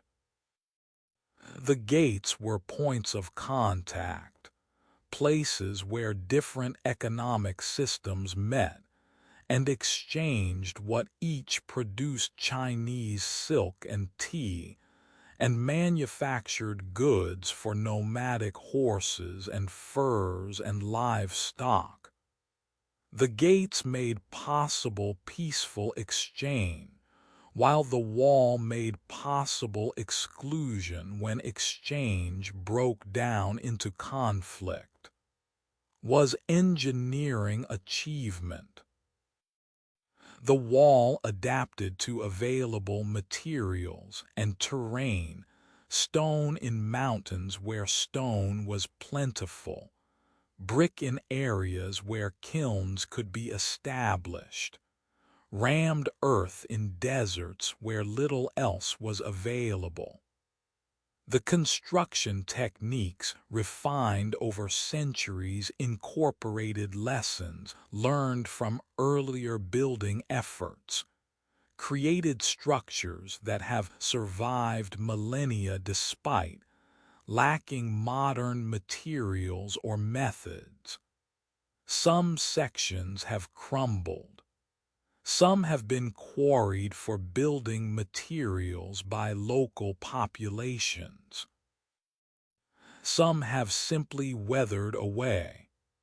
But much remains, testament to the skill of builders who created something meant to last forever using nothing but earth and stone and human labor.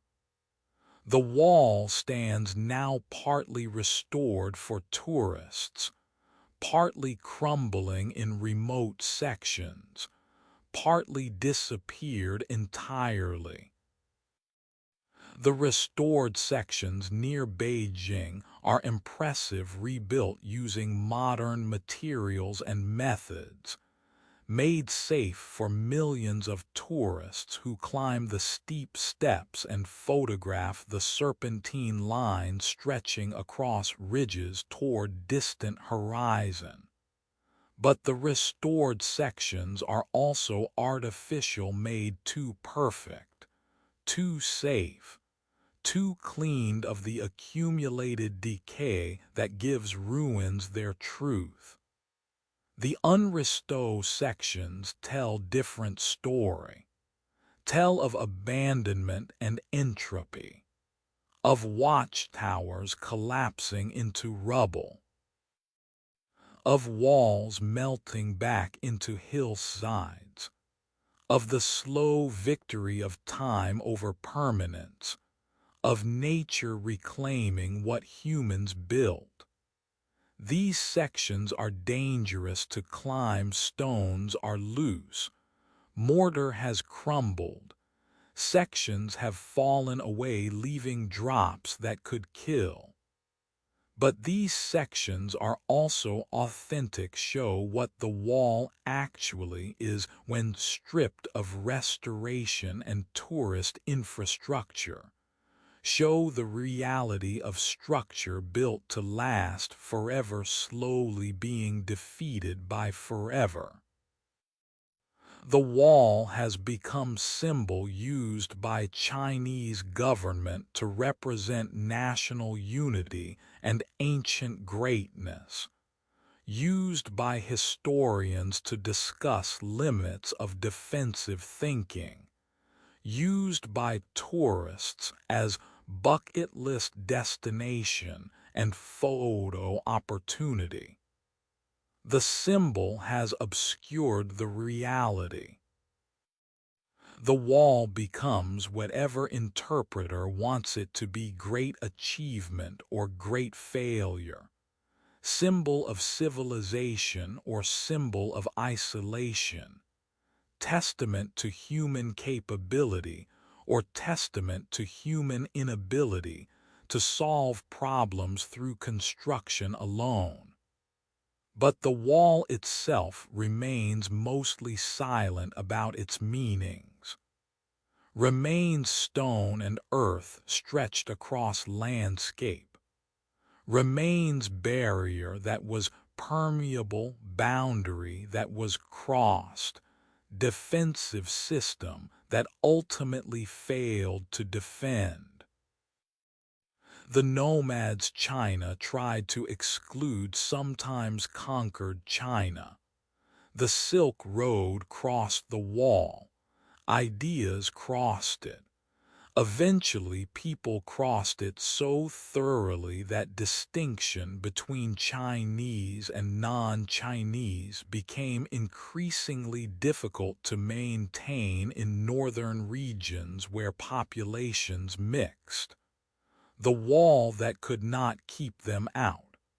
The boundary that was always permeable. The monument to impossible security. Forever standing, forever incomplete, forever testimony to human drive to create permanence in world that refuses permanence, to establish borders in world where everything flows and changes and crosses boundaries, no matter how massive those boundaries are made. The wall stands, the barrier remains, but what it guarded against passed through it anyway. The nomads came, the cultures mixed. The absolute distinction between inside and outside dissolved into gradations and compromises, and the endless complexity of human interaction that cannot be controlled through stone and mortar and the multiplication of barriers. The wall, forever standing, forever breached, forever testimony that walls cannot prevent what they are built to prevent, can only delay, can only redirect, can only make crossing more difficult without making it impossible. The lesson applies beyond ancient China. Applies to all walls, all barriers, all attempts to create absolute separation in world where absolute separation has never existed and cannot exist. The wall that could not keep them out, forever teaching, forever questioning, forever asking whether security can ever be achieved through building higher walls or whether security requires different thinking entirely. The wall stands. The teaching continues. The question remains unanswered. In 1347, ships arrived in Sicilian port of Messina carrying cargo and crew, and something else, something invisible, something deadly, something that would transform medieval Europe more profoundly than any war or political change. The Black Death, bubonic plague caused by Bacterium Yersinia pestis, spread by fleas carried by rats, though contemporaries understood nothing of bacteria or vectors or epidemiology. They understood only that death was spreading, that bodies were piling faster than they could be buried, that nothing, not prayer, not medicine, not fleeing, seemed to protect against the pestilence that moved like shadow across the land. The symptoms appeared suddenly. Swellings in lymph nodes, the buboes that gave bubonic plague its name, appearing in groin and armpits and neck, growing to size of eggs or apples, turning black with hemorrhaged blood, causing agony that no medieval remedy could ease. Fever followed. Delirium. Black spots on skin where blood vessels burst. Death came within days for most victims, within hours for some. The speed was terrifying. Someone healthy at dawn could be dead by sunset. Families were destroyed in days. Entire households disappeared. The plague moved through trade networks that had connected medieval world. The disease likely originated somewhere in Central Asia, exact location debated, but possibly in region, around Lake Issyk-Kul in modern Kyrgyzstan, where archaeological evidence shows unusual mortality in late 1330s.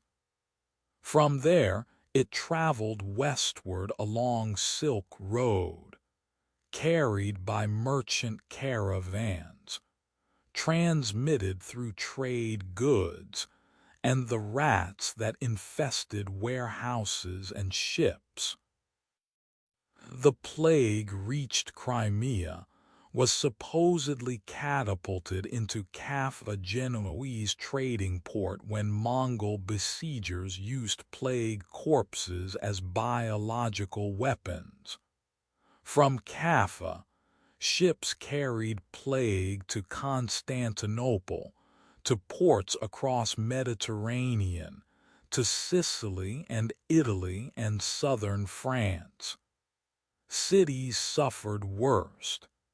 Dense populations meant rapid transmission. Poor sanitation meant rats thrived. Narrow streets and crowded housing meant plague could spread building by building, neighborhood by neighborhood, until entire cities became charnel houses. Florence lost perhaps 60% of its population. Venice lost similar proportion. Paris burned with plague for 2 years. London streets filled with carts collecting bodies, with criers calling, "Bring out your dead," with mass graves that could barely accommodate the numbers dying. But rural areas suffered too. Entire villages emptied. Fields went unplanted because there were no survivors to plant them. Harvests rotted because there were no survivors to gather them. The social fabric that held medieval society together unraveled as death ignored all bonds, family bonds, feudal bonds, the mutual obligations that structured life. Children died while parents survived. Parents died leaving orphans. Entire family lines disappeared. The psychological impact was perhaps worse than physical mortality. The plague seemed purposeless, seemed arbitrary. The good died alongside the wicked. Priests died while administering last rites to plague victims, their sanctity offering no protection. Nobility died in their castles despite wealth and isolation. The plague demonstrated that social hierarchy meant nothing to death, that divine favor was no protection, that the world operated according to principles humans could neither understand nor influence. Some turned to religious extremism. The flagellants appeared groups moving from town to town, whipping themselves bloody in public displays, believing collective suffering might appease divine wrath. They sang hymns while they scourged themselves, drew crowds who watched with horror and hope, created spectacle that was both devotional practice and desperate attempt to make sense of senseless suffering.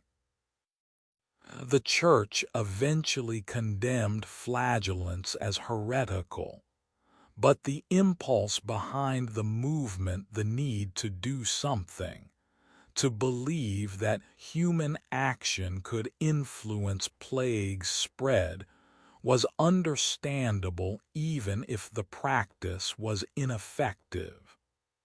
Others turned to scapegoating. Jews were blamed for poisoning wells, for causing plague through malicious magic, for conspiracy against Christians. The accusations were nonsensical. Jews were dying of plague at same rates as Christians. Poison in wells couldn't cause plague symptoms. No evidence supported any of the claims. But scapegoating met psychological need, gave explanation for inexplicable suffering, provided target for rage and fear.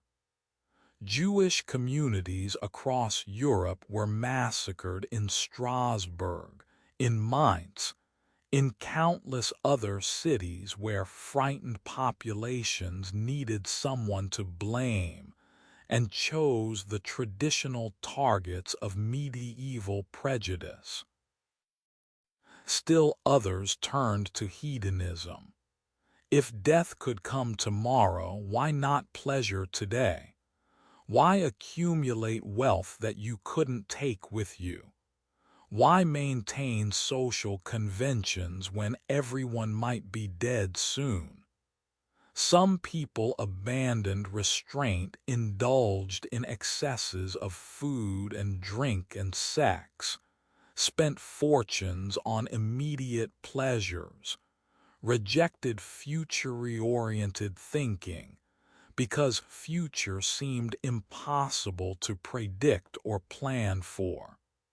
The behavior was understandable, was response to overwhelming uncertainty, to breakdown of normal expectations, to world where prudence and planning seemed pointless.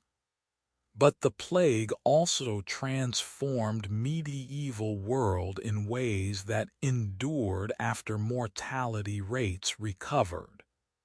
Labor became valuable when labor was scarce. Before plague, labor was abundant. Population had been growing for centuries. Wages were low. Peasants were tied to land through feudal obligations they couldn't escape. After plague, surviving peasants could demand higher wages, could negotiate better conditions, could leave feudal obligations by moving to other areas where labor was desperately needed. The economic shift weakened feudalism, strengthened merchant class, accelerated movement toward market economies, where labor had price rather than being obligation. The church's authority weakened. The plague had demonstrated limits of religious explanations. Prayers didn't prevent infection. Saints' relics offered no protection. Church's answers proved inadequate to crisis's magnitude. Many people maintained faith, but faith was shaken. The certainties that had structured medieval worldview became less certain. Questions were asked that couldn't be easily answered. The weakening of church authority created space for different thinking, for skepticism, for questioning tradition, for intellectual movements that would eventually produce Renaissance and Reformation. Art changed. Pre-plague art had been optimistic, showed heaven's glory, showed saints' triumphs, showed world as fundamentally ordered and meaningful. Post-plague art became darker, showed dance macabre with skeletons leading living to grave, showed death as great leveler cutting down pope and peasant equally, showed suffering without redemption.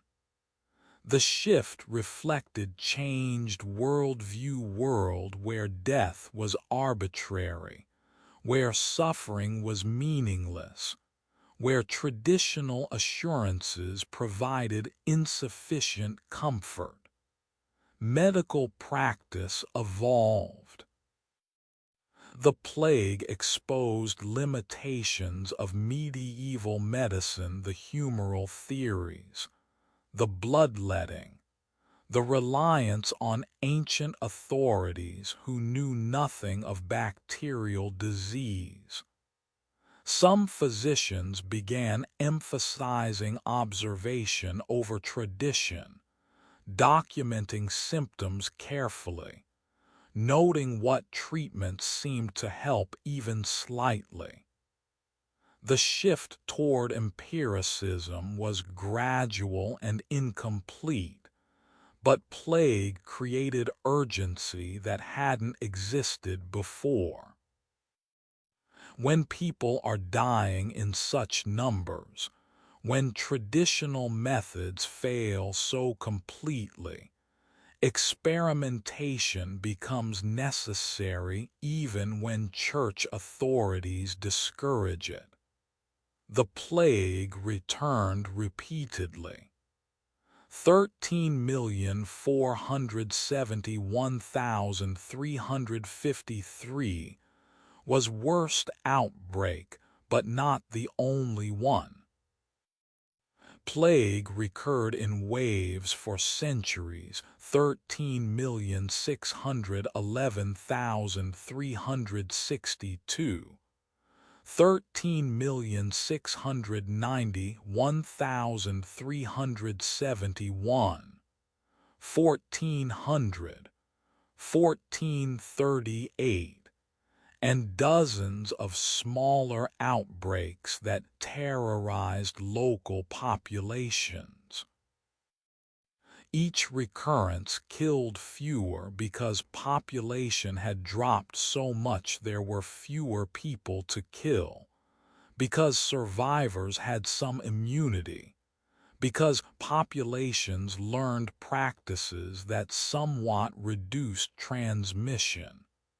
But plague remained endemic in Europe until 18th century, remained threat that could erupt suddenly and kill thousands before disappearing again. The plague that emptied cities, the death that killed perhaps one-third of Europe's population, the disease that transformed medieval world more profoundly than any war or revolution, forever remembered, forever feared, forever testimony to human vulnerability, to the power of invisible forces humans couldn't understand or control, to the fragility of civilization that seemed permanent until disease demonstrated otherwise. The plague changed everything. Changed economy and society and culture and religion. Changed how people thought about death and life and divine providence. Changed the trajectory of European history in ways that shaped modern world. The Black Death was catastrophe, was tragedy measured in millions of lives lost, but was also transformation that created space, demographic and economic and intellectual, for changes that might not have occurred otherwise. The plague emptied cities, but also opened possibilities, cleared space where Renaissance could emerge, created conditions where feudalism could weaken and new economic forms develop, made possible through suffering what might not have been possible through prosperity. The plague, forever remembered in art and literature and historical memory, forever the shadow hanging over late medieval period, forever the reminder that humans are vulnerable, that death can come suddenly, that the world can transform overnight in ways no one predicts or controls. The empty cities, the mass graves, the suffering that had no meaning except what survivors imposed upon it, forever dark, forever transformative, forever testimony to the thin line between civilization and catastrophe. A magnetized needle floating in water, pointing always toward Earth's magnetic north. Simple technology, known in China for centuries before Europeans adopted it, known to Arab traders who used it for navigation across Indian Ocean, but in hands of Portuguese and Spanish navigators in the 1400s, the compass became key that unlocked what Europeans called the Age of Discovery. Though for those discovered, it was age of conquest, of disease, of transformation both welcomed and resisted. The compass allowed oceanic navigation beyond sight of land. Before compass, sailors hugged coasts, used landmarks, limited voyages to waters they knew.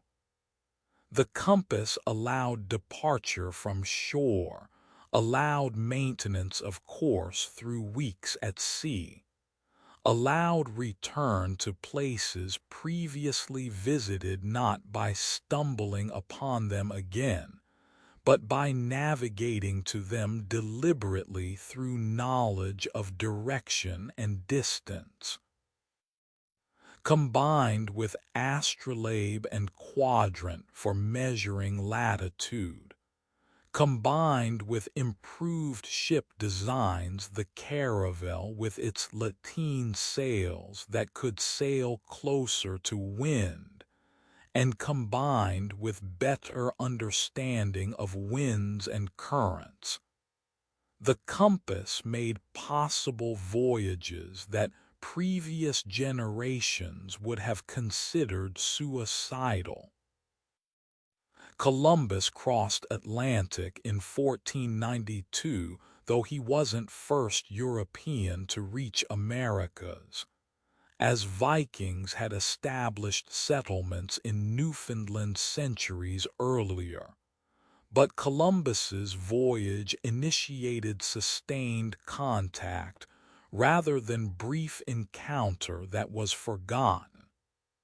He sailed west seeking India, found Caribbean islands, returned convinced he had reached Asian coast, died never knowing he had encountered continents unknown to European geography.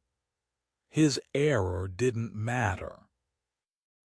What mattered was that he demonstrated Atlantic could be crossed, that lands existed beyond it, that wealth might be gained through exploration. Vasco da Gama rounded Africa to reach India in 1498, achieving what Portuguese had attempted for decades, opening direct sea route between Europe and Asian spice markets, breaking Venetian and Ottoman control of overland spice trade. The voyage was brutal. Da Gama lost half his crew to scurvy and other diseases, demonstrated that oceanic voyages carried terrible costs in human life. But the profits justified the costs. Spices that had been expensive rarities became accessible commodities. Portuguese established trading posts across Indian Ocean. The balance of trade shifted. Magellan's expedition circumnavigated globe in 15,191,522, though Magellan himself died in Philippines, killed in battle with indigenous peoples. His surviving crew completed the journey, proving Earth was round through direct experience rather than through theory, demonstrating that all oceans connected, opening Pacific to European navigation. The voyage took 3 years. Started with 5 ships and 270 men.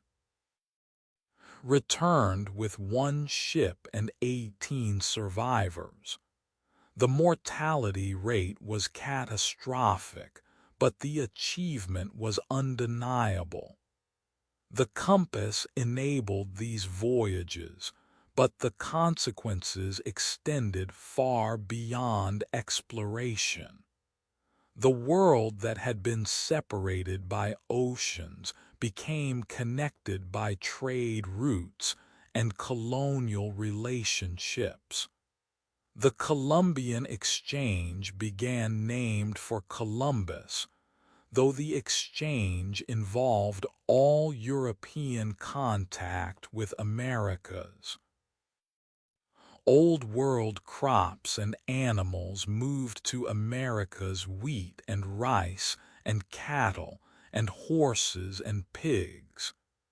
New World crops moved to Old World potatoes and maize and tomatoes and tobacco. The exchanges transformed agriculture on both sides of Atlantic, enabled population growth, changed diets and economies. But the compass that found new worlds also destroyed old worlds.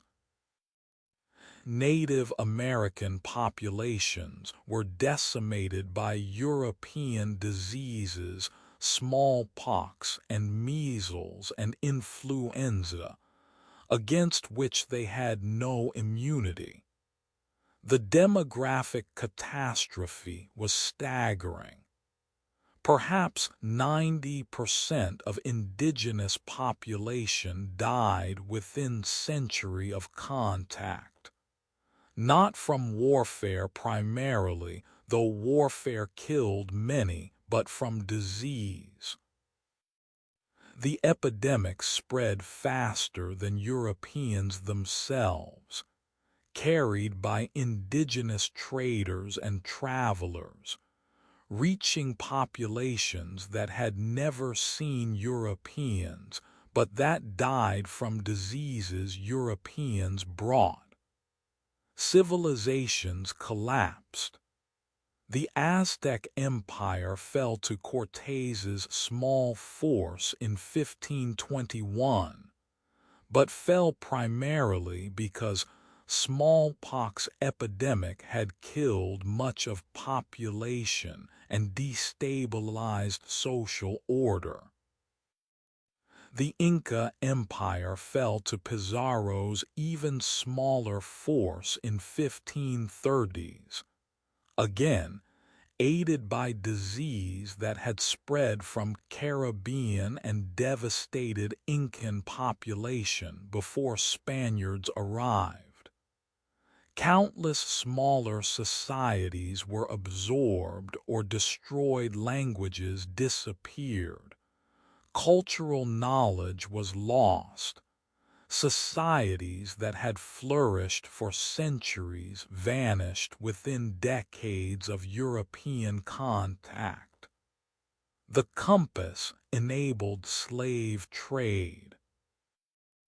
The triangular trade that brought manufactured goods from Europe to Africa, exchanged them for enslaved Africans, transported enslaved people to Americas in horrific Middle Passage voyages, brought raw materials, sugar and tobacco, and cotton back to Europe.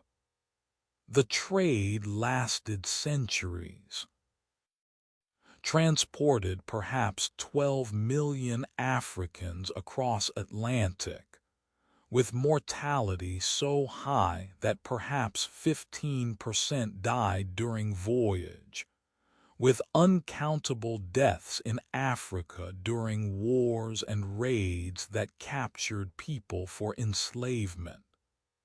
The slave trade created wealth for European and American merchants and plantation owners, created demographic catastrophe in Africa, created societies in Americas built on forced labor and racial hierarchy that would persist long after slavery ended.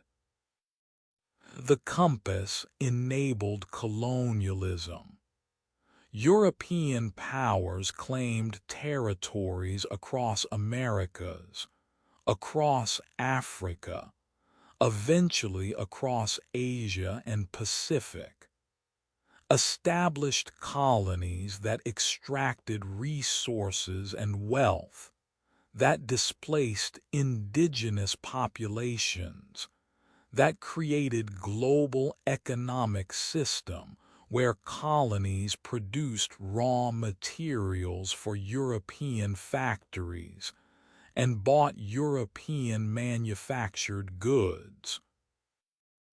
The colonial relationships would dominate global politics for centuries, creating inequalities that persist, creating grievances that continue shaping international relations. The navigation technologies themselves were morally neutral, were simply tools.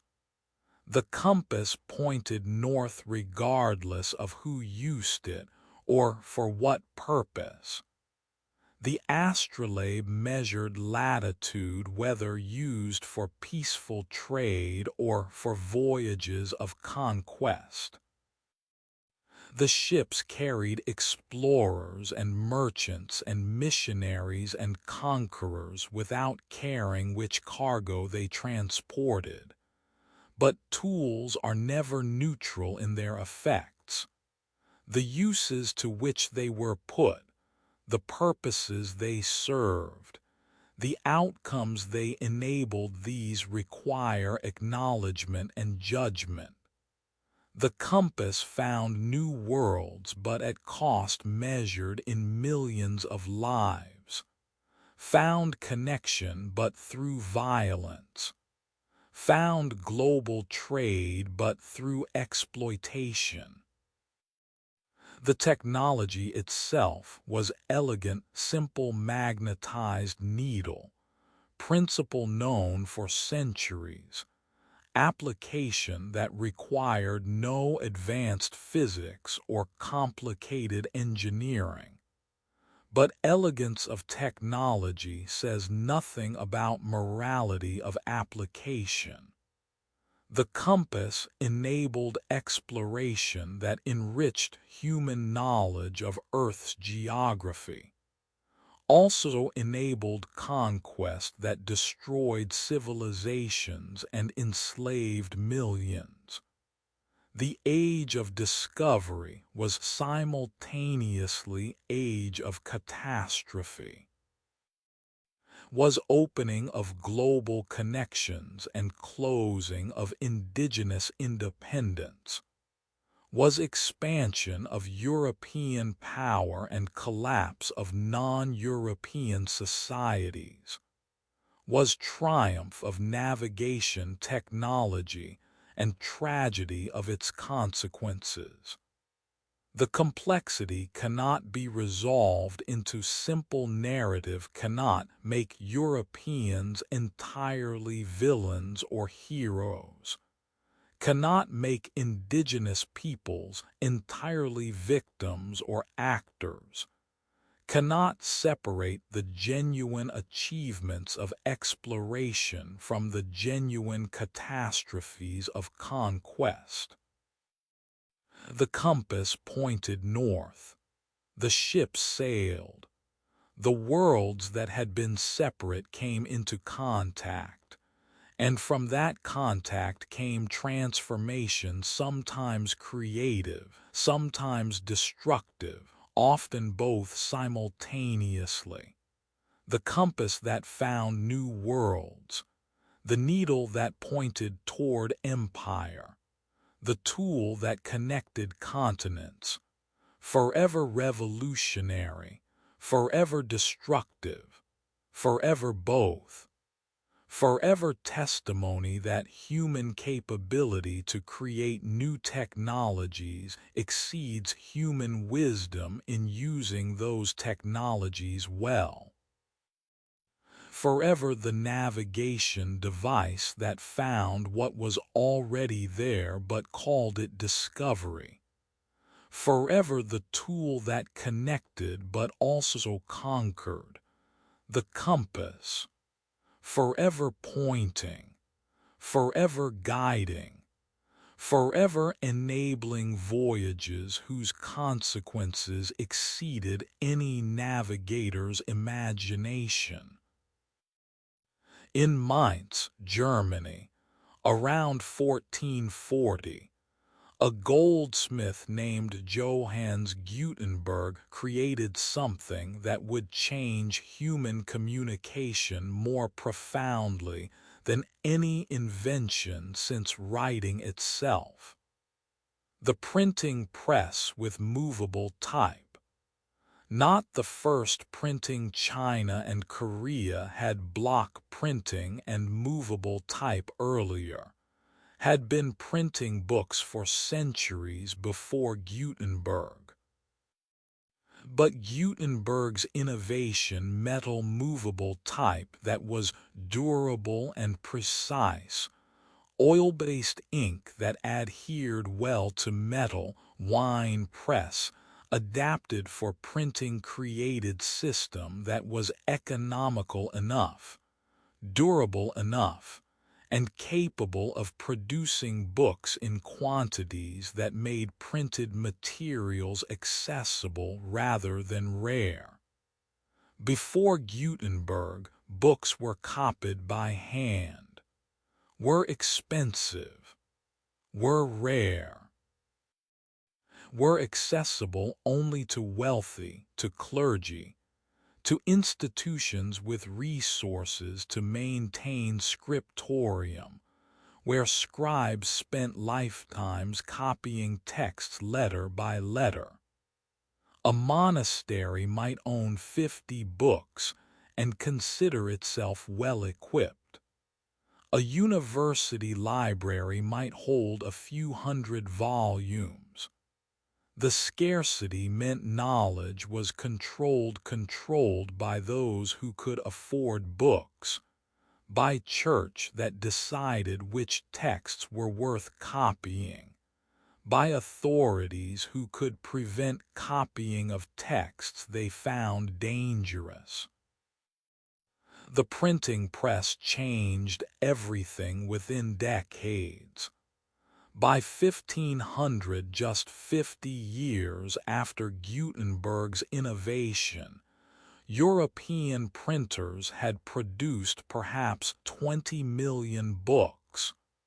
The number is staggering, represents more books than all scribes in Europe had produced in previous 1,000 years.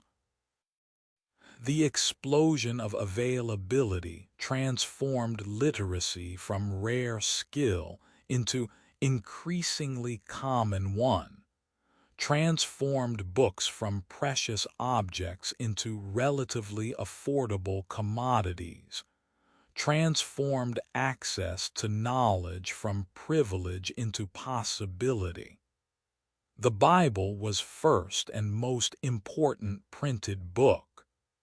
Gutenberg's 42-line Bible, printed between 1452 and 1455, was technical masterpiece and commercial risk, required massive investment in equipment and materials, required years of work to design and cast type, to experiment with inks and papers, to develop printing techniques that would produce acceptable quality. The result was beautiful, resembled manuscripts closely enough that early owners sometimes had printed pages illuminated by hand to make them look more like traditional books. But the significance wasn't beauty, was replicability, was ability to produce multiple copies identically, to make Bible available beyond hand-copied versions that required months to produce. The press democratized Scripture, made Bible no longer exclusively controlled by church hierarchy, made possible vernacular translations, Luther's German Bible, Tyndale's English translation, versions in French and Dutch, and eventually dozens of languages. The translations themselves were revolutionary, challenged churches' monopoly on scriptural interpretation, allowed individuals to read and interpret Scripture themselves, created theological basis for Protestant Reformation that would fragment Western Christianity and transform European politics and society. Martin Luther's Protestant Reformation would have been impossible without printing press.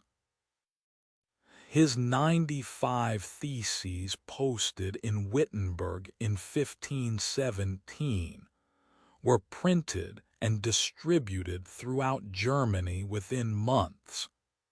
His translation of New Testament into German sold thousands of copies. His sermons and tracts and theological arguments circulated widely, creating movement that couldn't be suppressed because suppressing required destroying books that were already distributed too widely to all be found and burned. The press gave Reformation speed and reach that previous heresies had lacked, made theological debate public rather than confined to clergy, made possible the transformation of Christianity that shaped modern world. Classical texts were preserved and distributed. Greek and Roman authors Aristotle and Plato and Cicero and Virgil were printed in editions that Renaissance scholars could study. The availability created Renaissance humanism, the recovery of classical learning, the emphasis on reading original sources rather than medieval commentaries, the revival of interest in ancient philosophy and literature. Without printing, Renaissance might have been confined to small circles of wealthy patrons and their scribes. With printing, Renaissance ideas spread across Europe, influenced generations of scholars and artists and thinkers. Scientific knowledge spread rapidly. New discoveries could be published and read across Europe within months, rather than remaining confined to private correspondence or to manuscripts that few people saw. Copernicus's heliocentric theory was printed and distributed. Vesalius's anatomical studies were printed with detailed illustrations. Galileo's observations of Jupiter's moons were printed. The press made possible the scientific revolution, made possible the rapid exchange of ideas, the building upon others' work, the formation of scientific community that transcended geographic boundaries. The press created reading public, created demand for books that publishers competed to meet, created market for different kinds of texts, not just religious and classical, but also popular literature, romances, how-to manuals, news pamphlets, almanacs, ballads. Created idea that reading was activity available to anyone who learned how, not restricted to elite. The democratization of reading created democratization of knowledge, created populations that demanded education, that saw literacy as valuable skill worth acquiring. But the machine that multiplied words also multiplied problems. Propaganda became possible on new scale. Governments and churches and political factions could print thousands of pamphlets spreading their messages, their versions of truth, their distortions and lies. The press amplified good information and bad information equally, made possible both enlightenment and manipulation, both truth and falsehood, both knowledge and confusion. The printing press was a tool that increased communication without guaranteeing that communication was truthful or beneficial. Censorship became necessary. Authorities recognized that ideas spread through print were harder to control than ideas spread through speech or manuscript. Catholic Church created Index of Forbidden Books. Protestant authorities banned Catholic texts. Secular governments restricted printing of seditious materials. But censorship was difficult to enforce. Books could be printed in one jurisdiction and smuggled into another. Printers could work secretly. Banned books circulated despite prohibitions. The press created problem that authorities struggled for centuries to solve: how to maintain control of information in a world where information could be multiplied and distributed faster than control mechanisms could operate. The press democratized knowledge, but also created inequality. Those who could read benefited from printed books. Those who couldn't read remained excluded. Literacy became dividing line, separated those who could access knowledge from those who couldn't, created pressure for educational expansion, created recognition that universal literacy was prerequisite for full participation in society. The pressure would take centuries to fulfill. Universal literacy remained a distant goal even in most developed societies until 19th and 20th centuries. But the press created the goal, created recognition that knowledge should be accessible, that education should be available, that literacy was right rather than privilege. The machine that multiplied words multiplied human capability for both enlightenment and manipulation, both understanding and confusion, both cooperation and conflict. The press enabled reformation and religious wars, enabled science and pseudoscience, enabled democracy and totalitarian propaganda.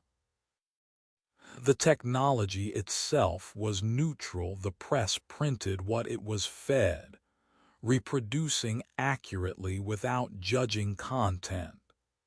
But neutrality of technology doesn't create neutrality of outcomes. The uses mattered.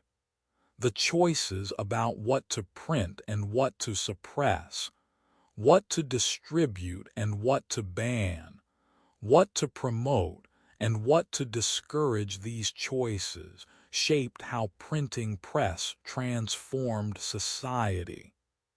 The machine stands now in museums, heavy and mechanical and primitive-looking compared to digital technologies. But the revolution it started continues. Every book printed, every newspaper distributed, every document reproduced traces ancestry to Gutenberg's workshop in Mainz. Every attempt to democratize knowledge, to make information accessible, to spread learning beyond elite circles builds on foundation that printing press created. The machine that multiplied words, the press that democratized knowledge, the invention that made information accessible, forever revolutionary, forever enabling, forever testimony that communication technologies transform societies, that what begins as technical innovation becomes social revolution, that the multiplication of words creates multiplication of possibilities for good and for ill, for enlightenment and manipulation, for building understanding and for spreading confusion.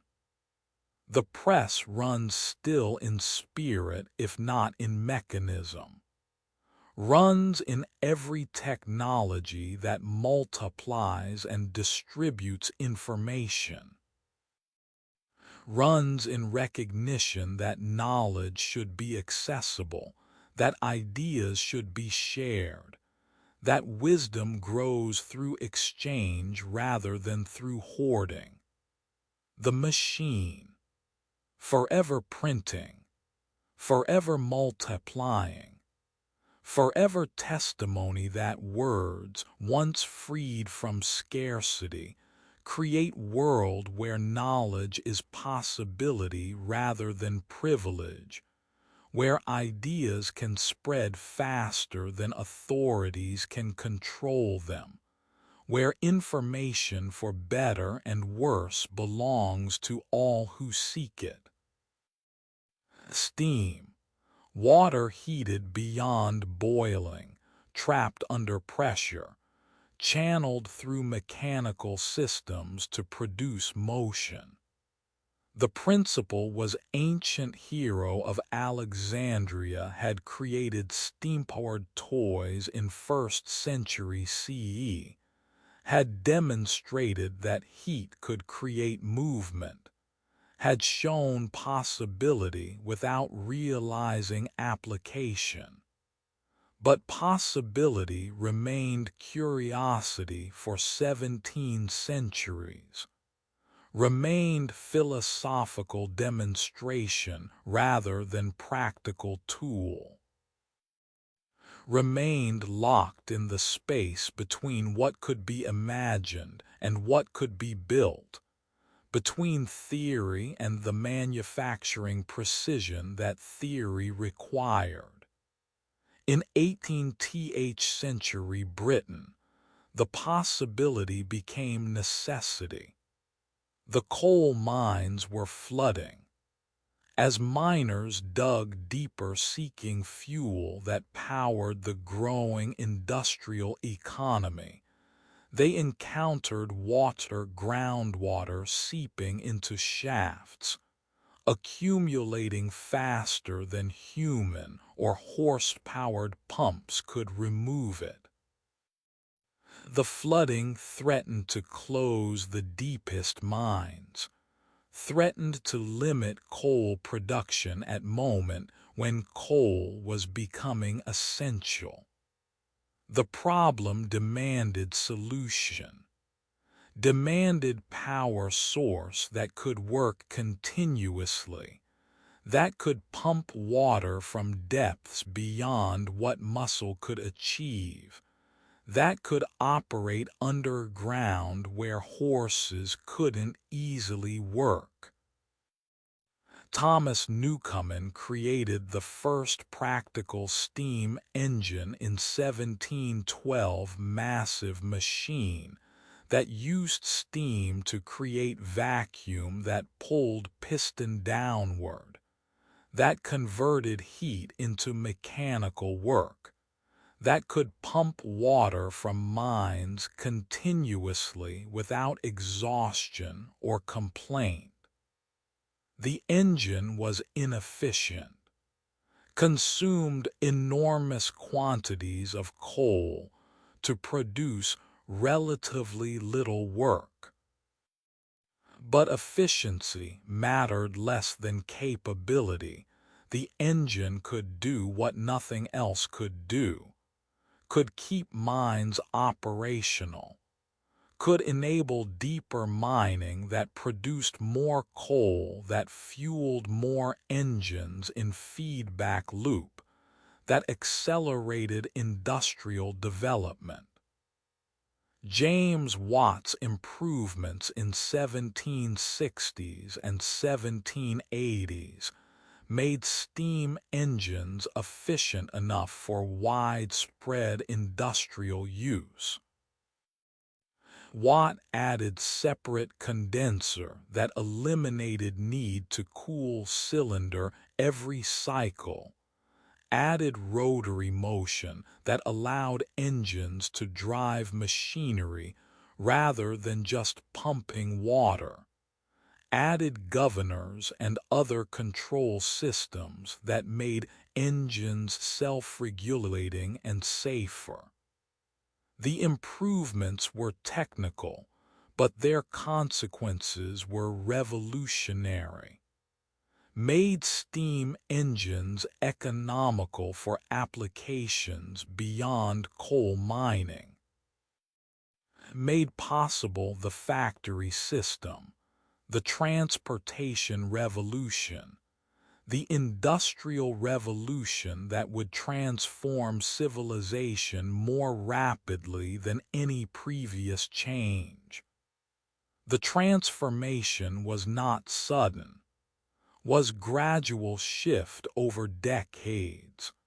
Started in Britain where coal was abundant and capital was available, and legal system protected inventors and investors.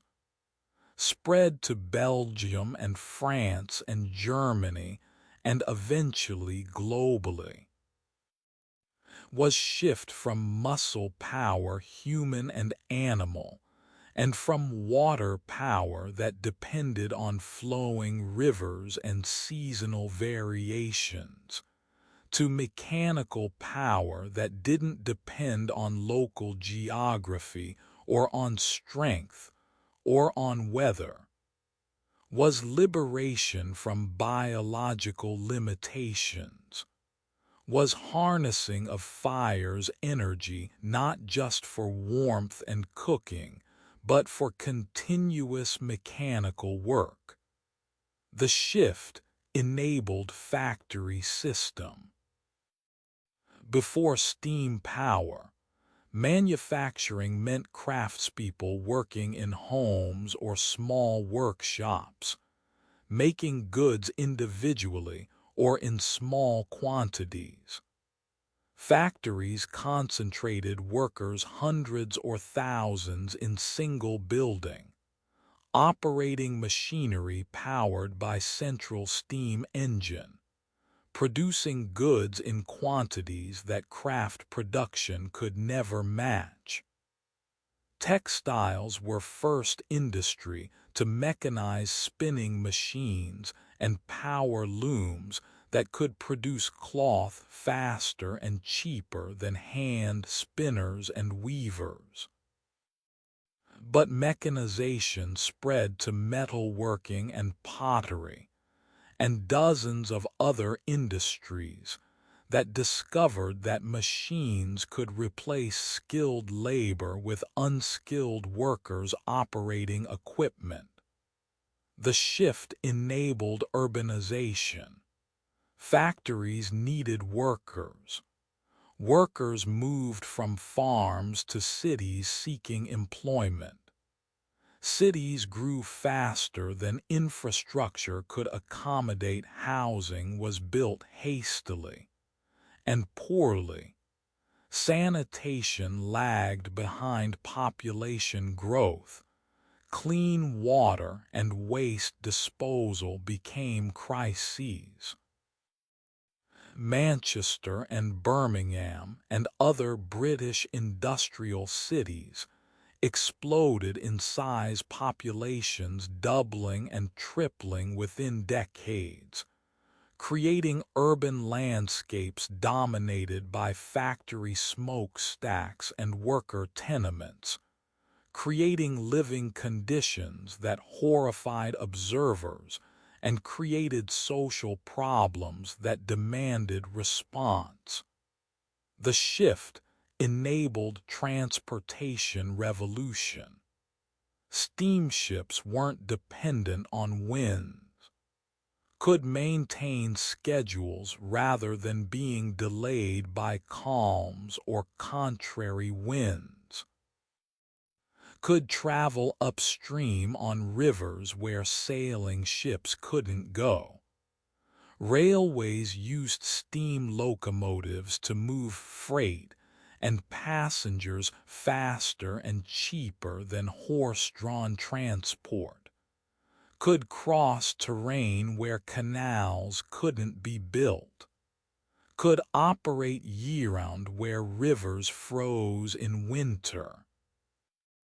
The transportation revolution shrank distances, made possible national markets where previously markets had been regional, made possible specialization where previously production had to be local, made possible the concentration of industry in areas with coal, rather than requiring industry to locate where customers were.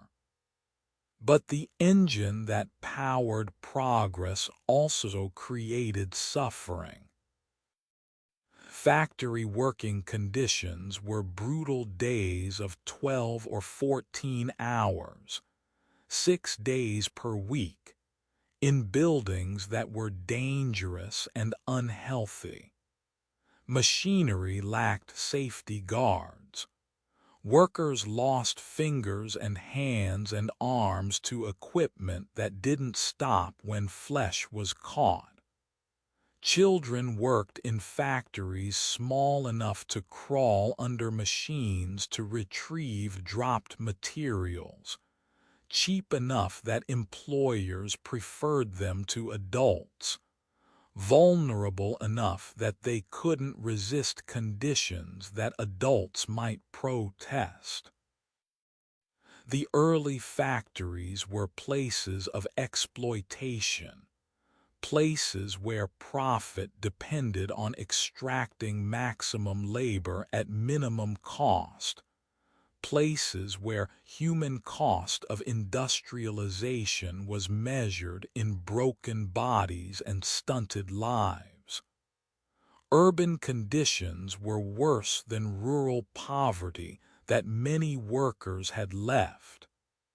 Tenements were overcrowded, entire families living in single rooms, multiple families sharing buildings that lacked running water or adequate sanitation. Disease spread rapidly through crowded slums. Cholera and typhoid and tuberculosis killed thousands. Air was thick with coal smoke from factories and from heating fires, creating smog that blackened buildings and sickened residents. Rivers became sewers. Factories dumped waste directly into water that downstream populations drank. The human cost was staggering, but was accepted as price of progress, as temporary suffering that would eventually be ameliorated by wealth that industrialization created. Environmental damage was unprecedented. Coal burning produced smoke that polluted air across industrial regions. Forests were cut down for timber. for fuel, for clearing land for agriculture that fed industrial populations. Landscapes were transformed, hillsides stripped of vegetation by mining, rivers altered by mill dams, countryside covered by factory towns that had not existed a generation earlier. The scale of human impact on environment increased dramatically with industrial power. Suddenly humans could reshape landscapes, could consume resources, could produce waste in quantities that nature struggled to absorb. The steam engine enabled capitalism's triumph, enabled accumulation of wealth on scale that created new ruling class industrialists rather than aristocrats, money rather than land as source of power. The factory owners became wealthy beyond what craft producers had ever achieved. The concentration of wealth created inequality starker than feudalism had known. Wealthy industrialists lived in mansions while their workers lived in slums. The gap between rich and poor widening to chasm that threatened social stability. But the steam engine also enabled labor movements. Workers organizing to demand better conditions, forming unions despite legal prohibition, striking despite poverty that made striking dangerous, demanding share of prosperity they were creating.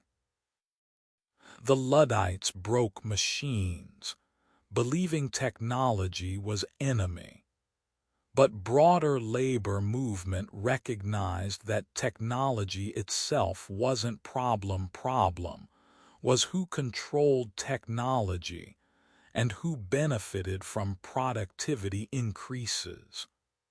The movements demanded shorter hours, better pay, safer conditions, and eventually legal recognition of workers' right to organize and negotiate collectively.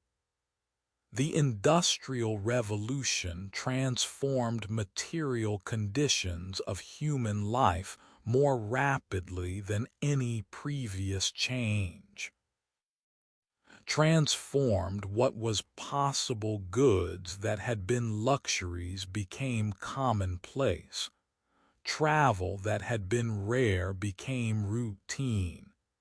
Communication that had been slow became rapid. Transformed what people expected. Economic growth became assumed rather than occasional. Technological progress became expected rather than surprising.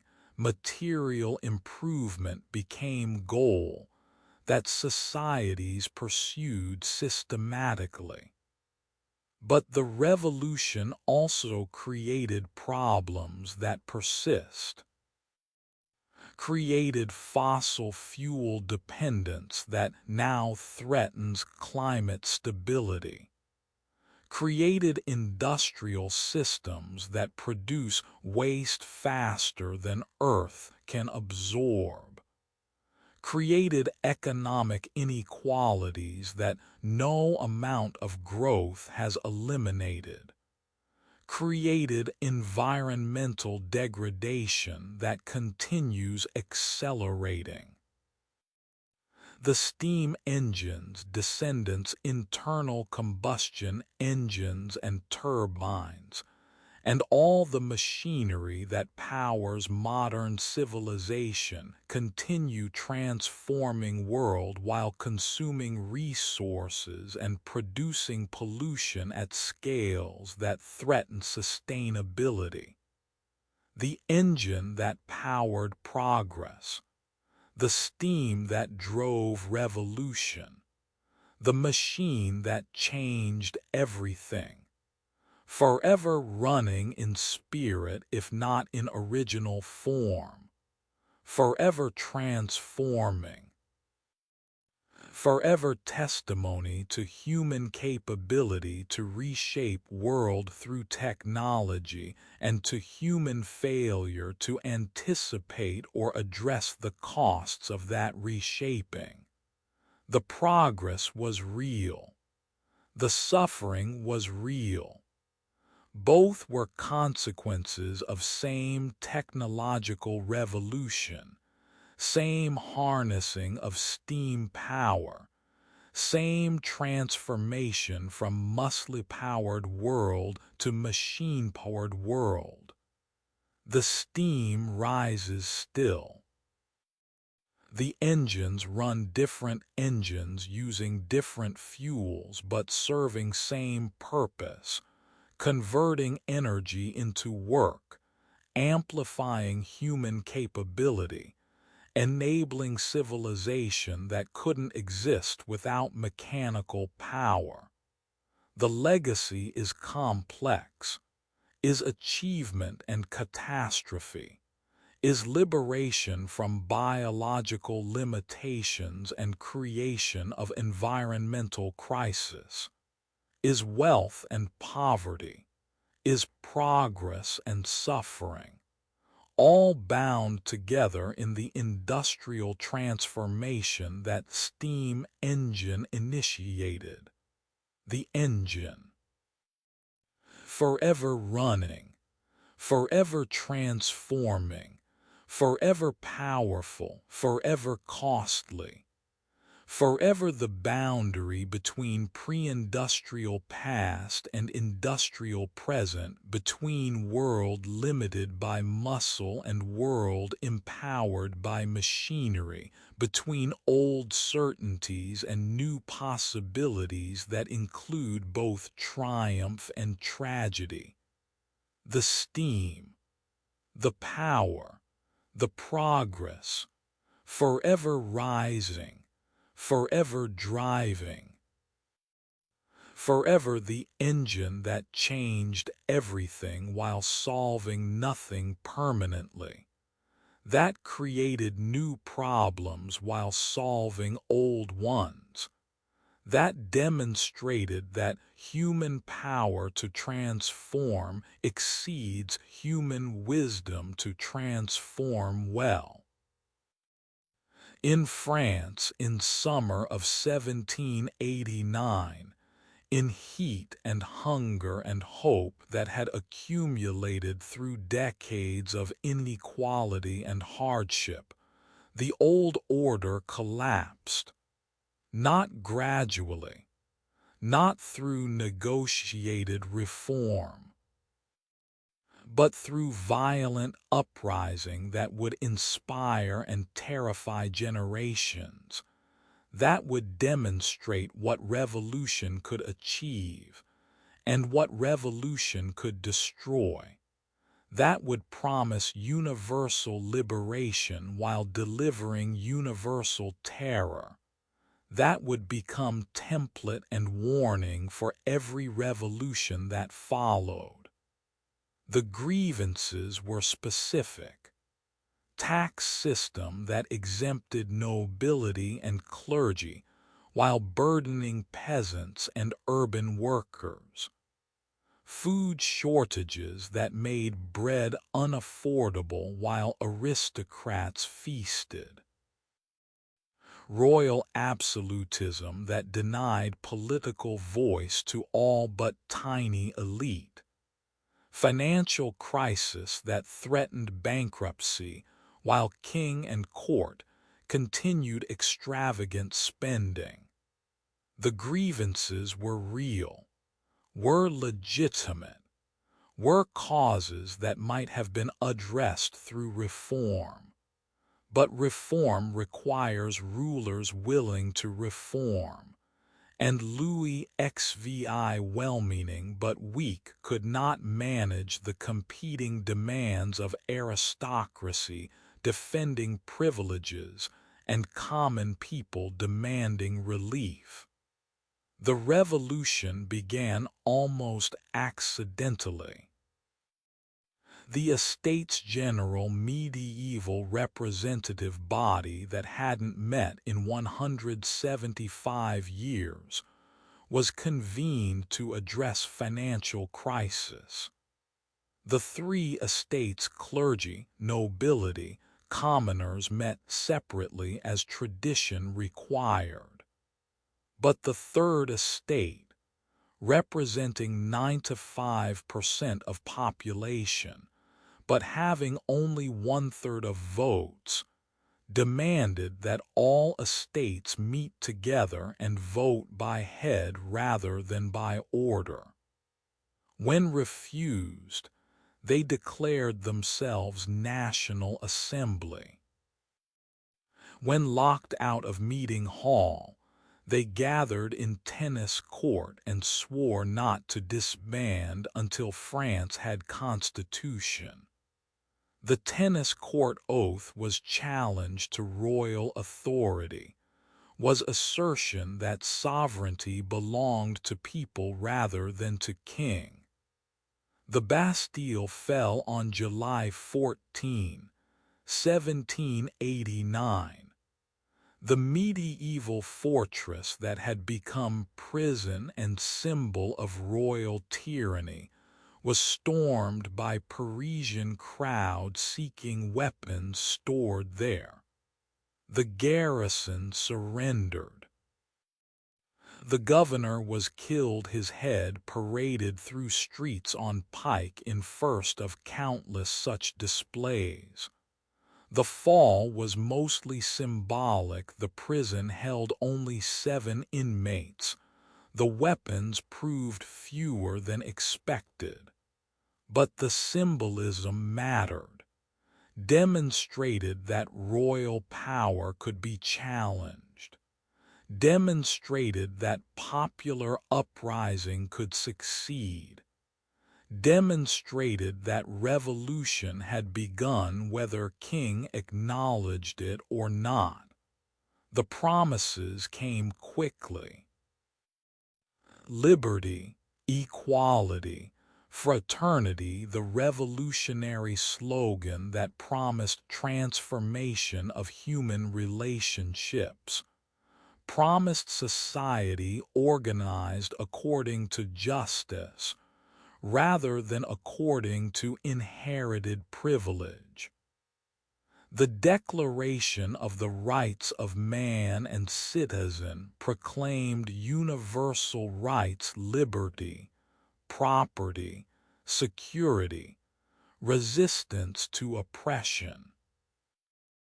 The Declaration drew on Enlightenment philosophy, Rousseau and Voltaire, and the belief that reason could organize society better than tradition, that natural rights existed independent of government, that legitimate authority required consent of governed. The promise was intoxicating, was inspiring, spread across Europe, carried by revolutionary armies and by ideas that traveled even faster than armies. The promise said that hierarchy was not natural, that nobility was not born but made, that peasants were not inherently inferior to aristocrats, that government should serve people rather than people serving government. The promise said that society could be remade according to rational principles, that injustice could be eliminated, that equality was achievable if only the courage existed to sweep away institutions that maintained inequality. But the revolution also devoured its children.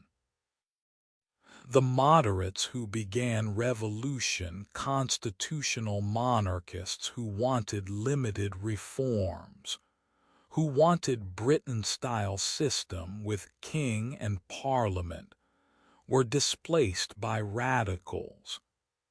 The Girondins moderate Republicans were displaced by Jacobins. The Jacobins were displaced by Robespierrists, who made ideology more important than humanity, who saw enemies everywhere, who sent thousands to guillotine in attempt to protect revolution from real and imagined threats. The Reign of Terror consumed 1793 and 1794. Perhaps 40,000 executions, aristocrats and clergy, but also revolutionaries who were insufficiently revolutionary, who were suspected of counter-evolutionary sentiment, who were denounced by neighbors settling personal scores. Marie Antoinette was guillotined. King Louis XVI had been guillotined earlier.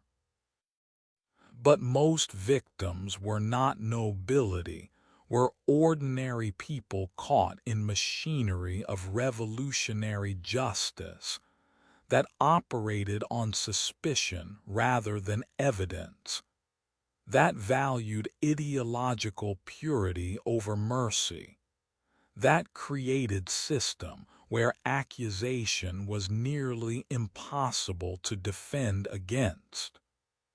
Robespierre himself eventually fell, was guillotined in July 1794, by coalition of revolutionaries who feared they would be next.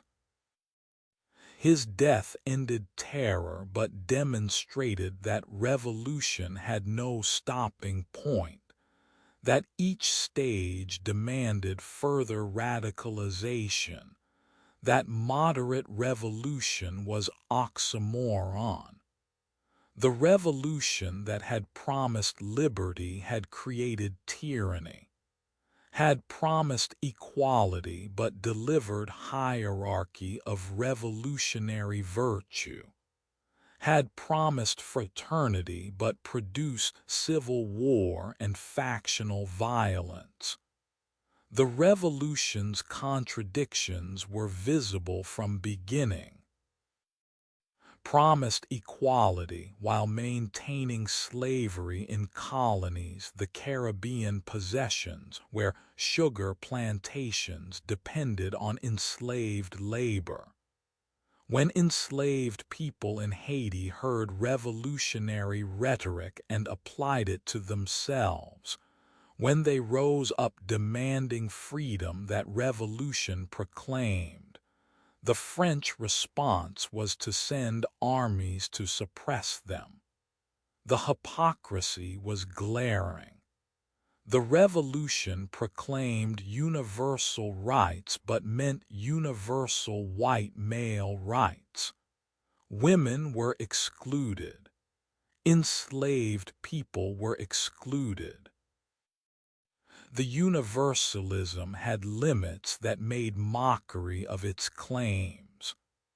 Napoleon emerged from revolutionary chaos in 1799, bringing order through military coup, establishing himself first as consul, then as emperor, creating system that preserved some revolutionary reforms: legal equality, meritocracy, religious toleration, while abandoning political liberty.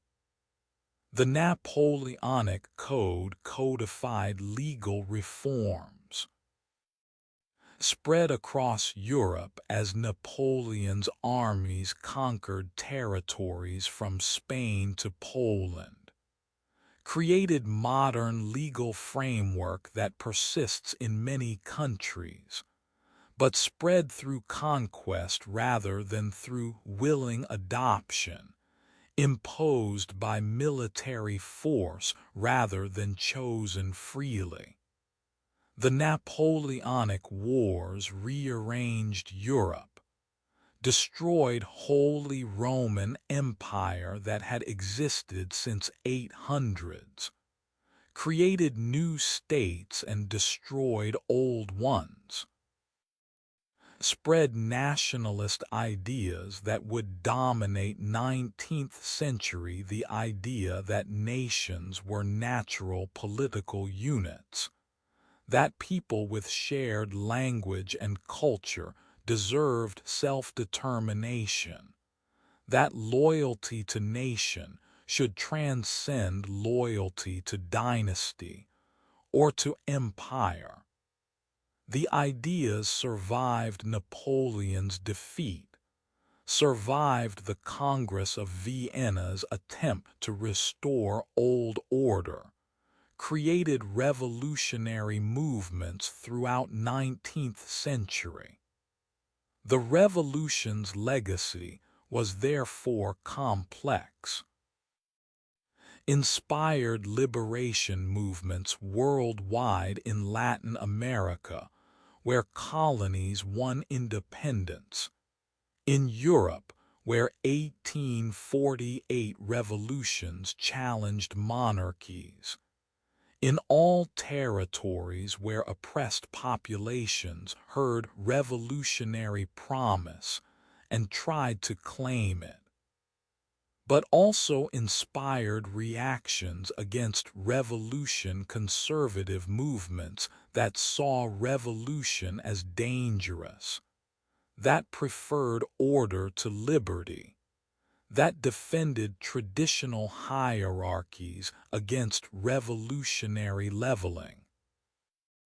The counter-revolutions were as violent as revolutions, perhaps more violent, because they had greater resources and faced less restraint, created modern political categories, left and right terms that originated in French National Assembly, where revolutionaries sat on left and traditionalists sat on right, became way of organizing political thought.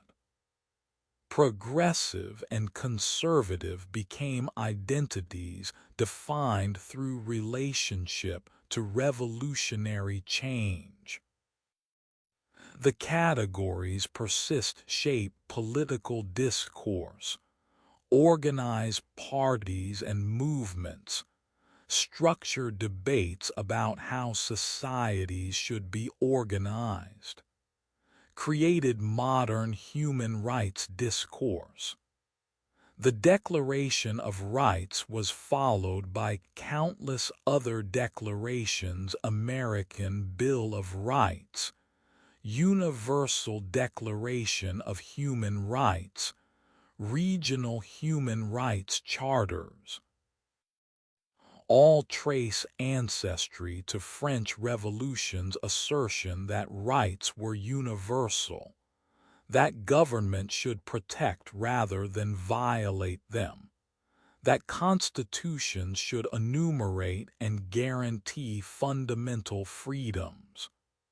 The discourse has expanded beyond French Revolution's limited vision, now includes women's rights, children's rights, rights of ethnic and sexual minorities. But the foundation was revolutionary assertion that rights existed independent of government grant. But the revolution also demonstrated dangers, demonstrated that revolutionary violence is easy to start but hard to control, that ideological purity becomes excuse for terror, that promises of universal liberation can produce particular oppression, that sweeping away old order doesn't guarantee new order will be better, that revolutions eat their children, that moderates cannot control radicals, that once violence begins it escalates beyond anyone's control.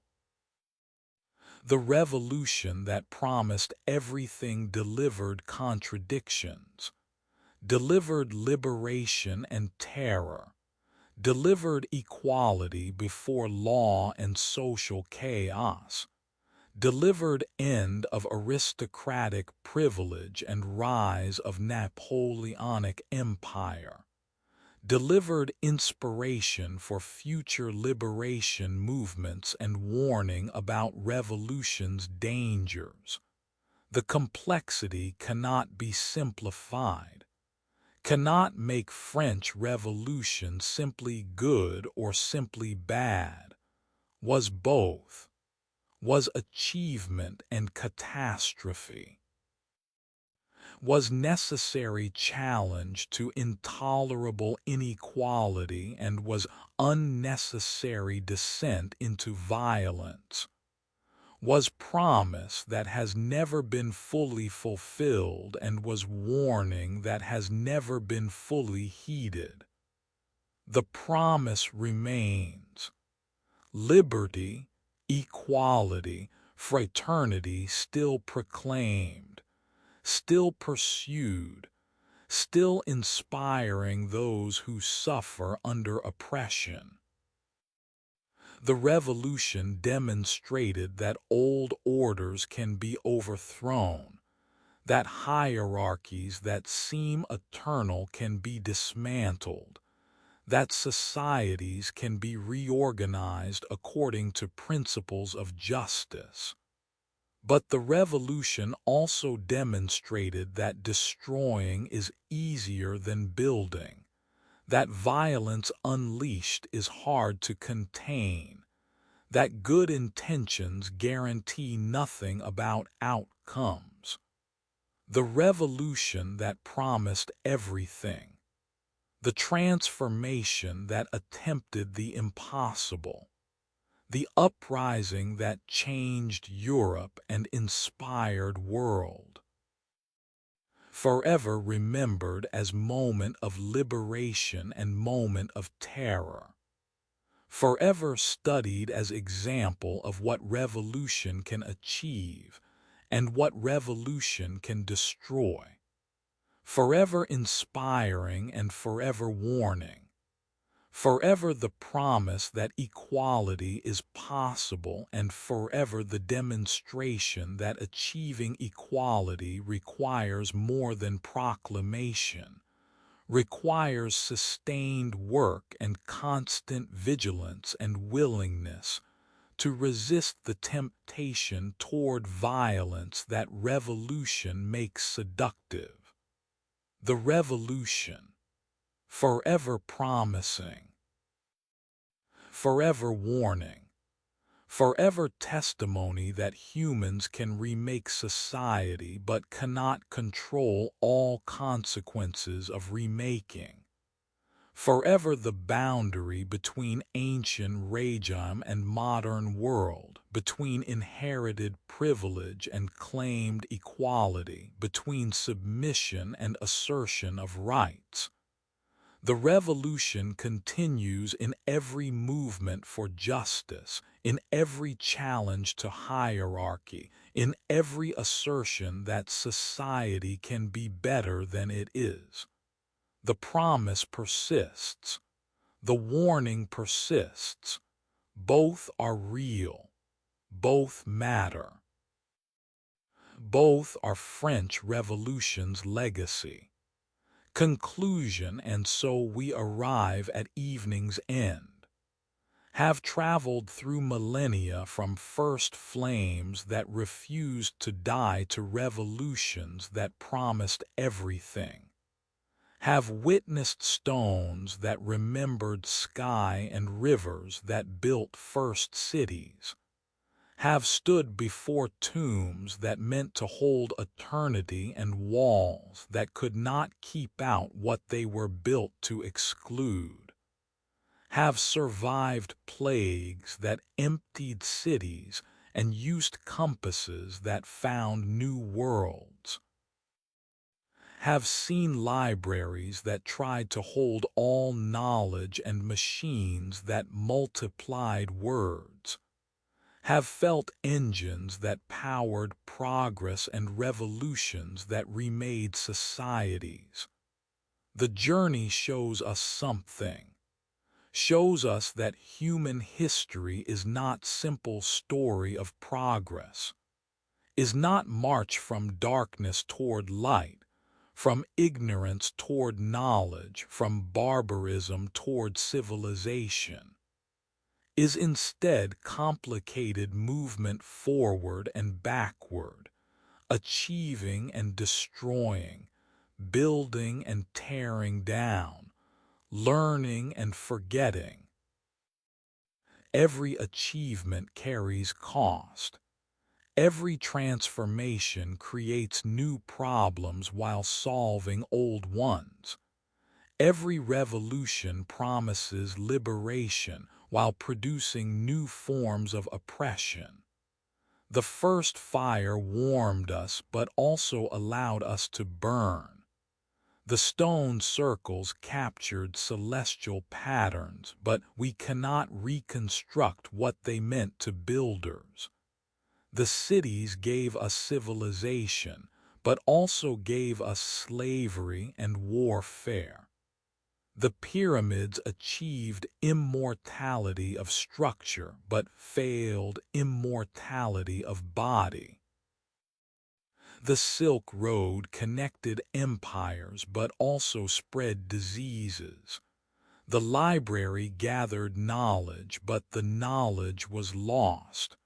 The wall protected but also isolated. The plague killed millions but also transformed society. The compass found worlds but also destroyed them.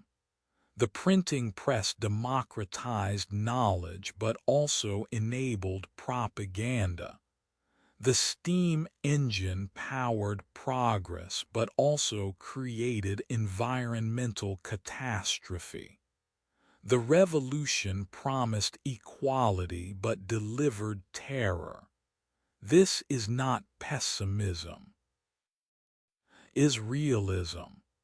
Is recognition that human capability exceeds human wisdom, that we can create technologies and societies and transformations whose consequences we cannot predict or control, that good intentions guarantee nothing about outcomes, that every solution creates new problems, that history moves not toward inevitable triumph, but through endless complexity where every answer raises new questions. But this is also not despair, because the journey also shows human resilience, shows that we endure catastrophes and rebuild, shows that we learn however slowly from mistakes, shows that we continue reaching toward understanding even when understanding exceeds grasp, shows that fire kept burning through millennia because people tended it, shows that stones were raised to mark patterns because people believed patterns mattered, shows that cities were built despite their problems because people needed what cities offered, shows that knowledge was gathered even when gathering seemed impossible, shows that revolutions were attempted even when revolutions were dangerous. We are inheritors of all these transformations. Carry them in our bodies adapted to cooked food and firelit nights. Carry them in our minds shaped by cities and writing and books and machines. Carry them in our societies organized according to principles that revolution proclaimed, and that struggle continues trying to fulfill. Carry them in our technologies that descend from first tools and first wheels and first engines. Carry them in our questions about who we are and where we came from and where we are going. The evening has deepened. The journey through time has brought us to present moment, to this night, this breath, this quiet space between waking and sleep. The history we have traveled through was never simply past, was always prologue, was always foundation upon which present moment rests. Understanding history doesn't tell us what future will be. But understanding history tells us what humans are capable of, the achievements and the failures, the wisdom and the foolishness, the creating and the destroying. And perhaps that understanding is enough. Perhaps knowing that fire was kept burning through countless generations can inspire us to tend our own fires. Perhaps knowing that stones were raised to capture patterns can inspire us to seek patterns in our own time. Perhaps knowing that cities were built despite their problems can inspire us to address cities' problems rather than abandoning urban life. Perhaps knowing that knowledge was gathered despite obstacles can inspire us to continue gathering and preserving and sharing what we learn. The stars turn overhead as they turned for first humans who looked upward and saw patterns.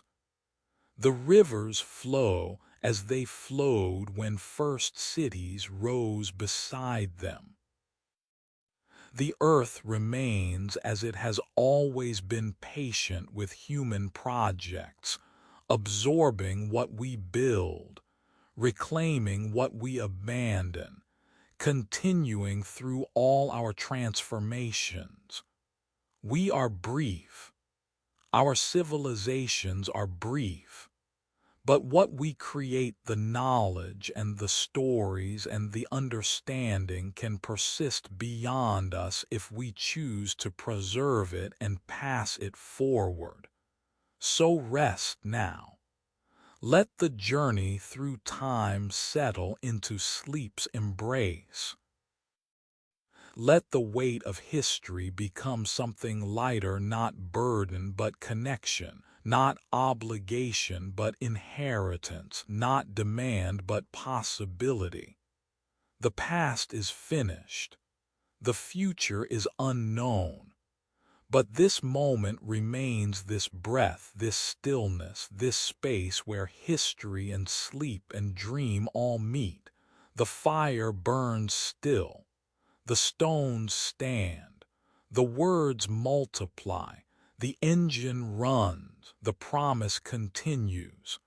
And we, brief inheritors of long history, we carry it forward into whatever comes next. Rest now. Sleep well. And when morning comes, when the new day begins, remember that you are part of this ancient journey, this endless becoming, this human story that has no ending because every ending is also beginning. The evening deepens into night. The journey ends in sleep. And in sleep, perhaps, the ancestors whisper, still telling stories around fires that never die, raising stones that remember sky, building cities that reach toward impossible heights, gathering knowledge that illuminates darkness, attempting revolutions that promise everything. Sleep now. The history continues. The story never ends. And you are part of it, forever connected, forever carrying forward what was given, forever tending the fire that must not die. Rest, sleep. Dream of all that was and all that might yet be.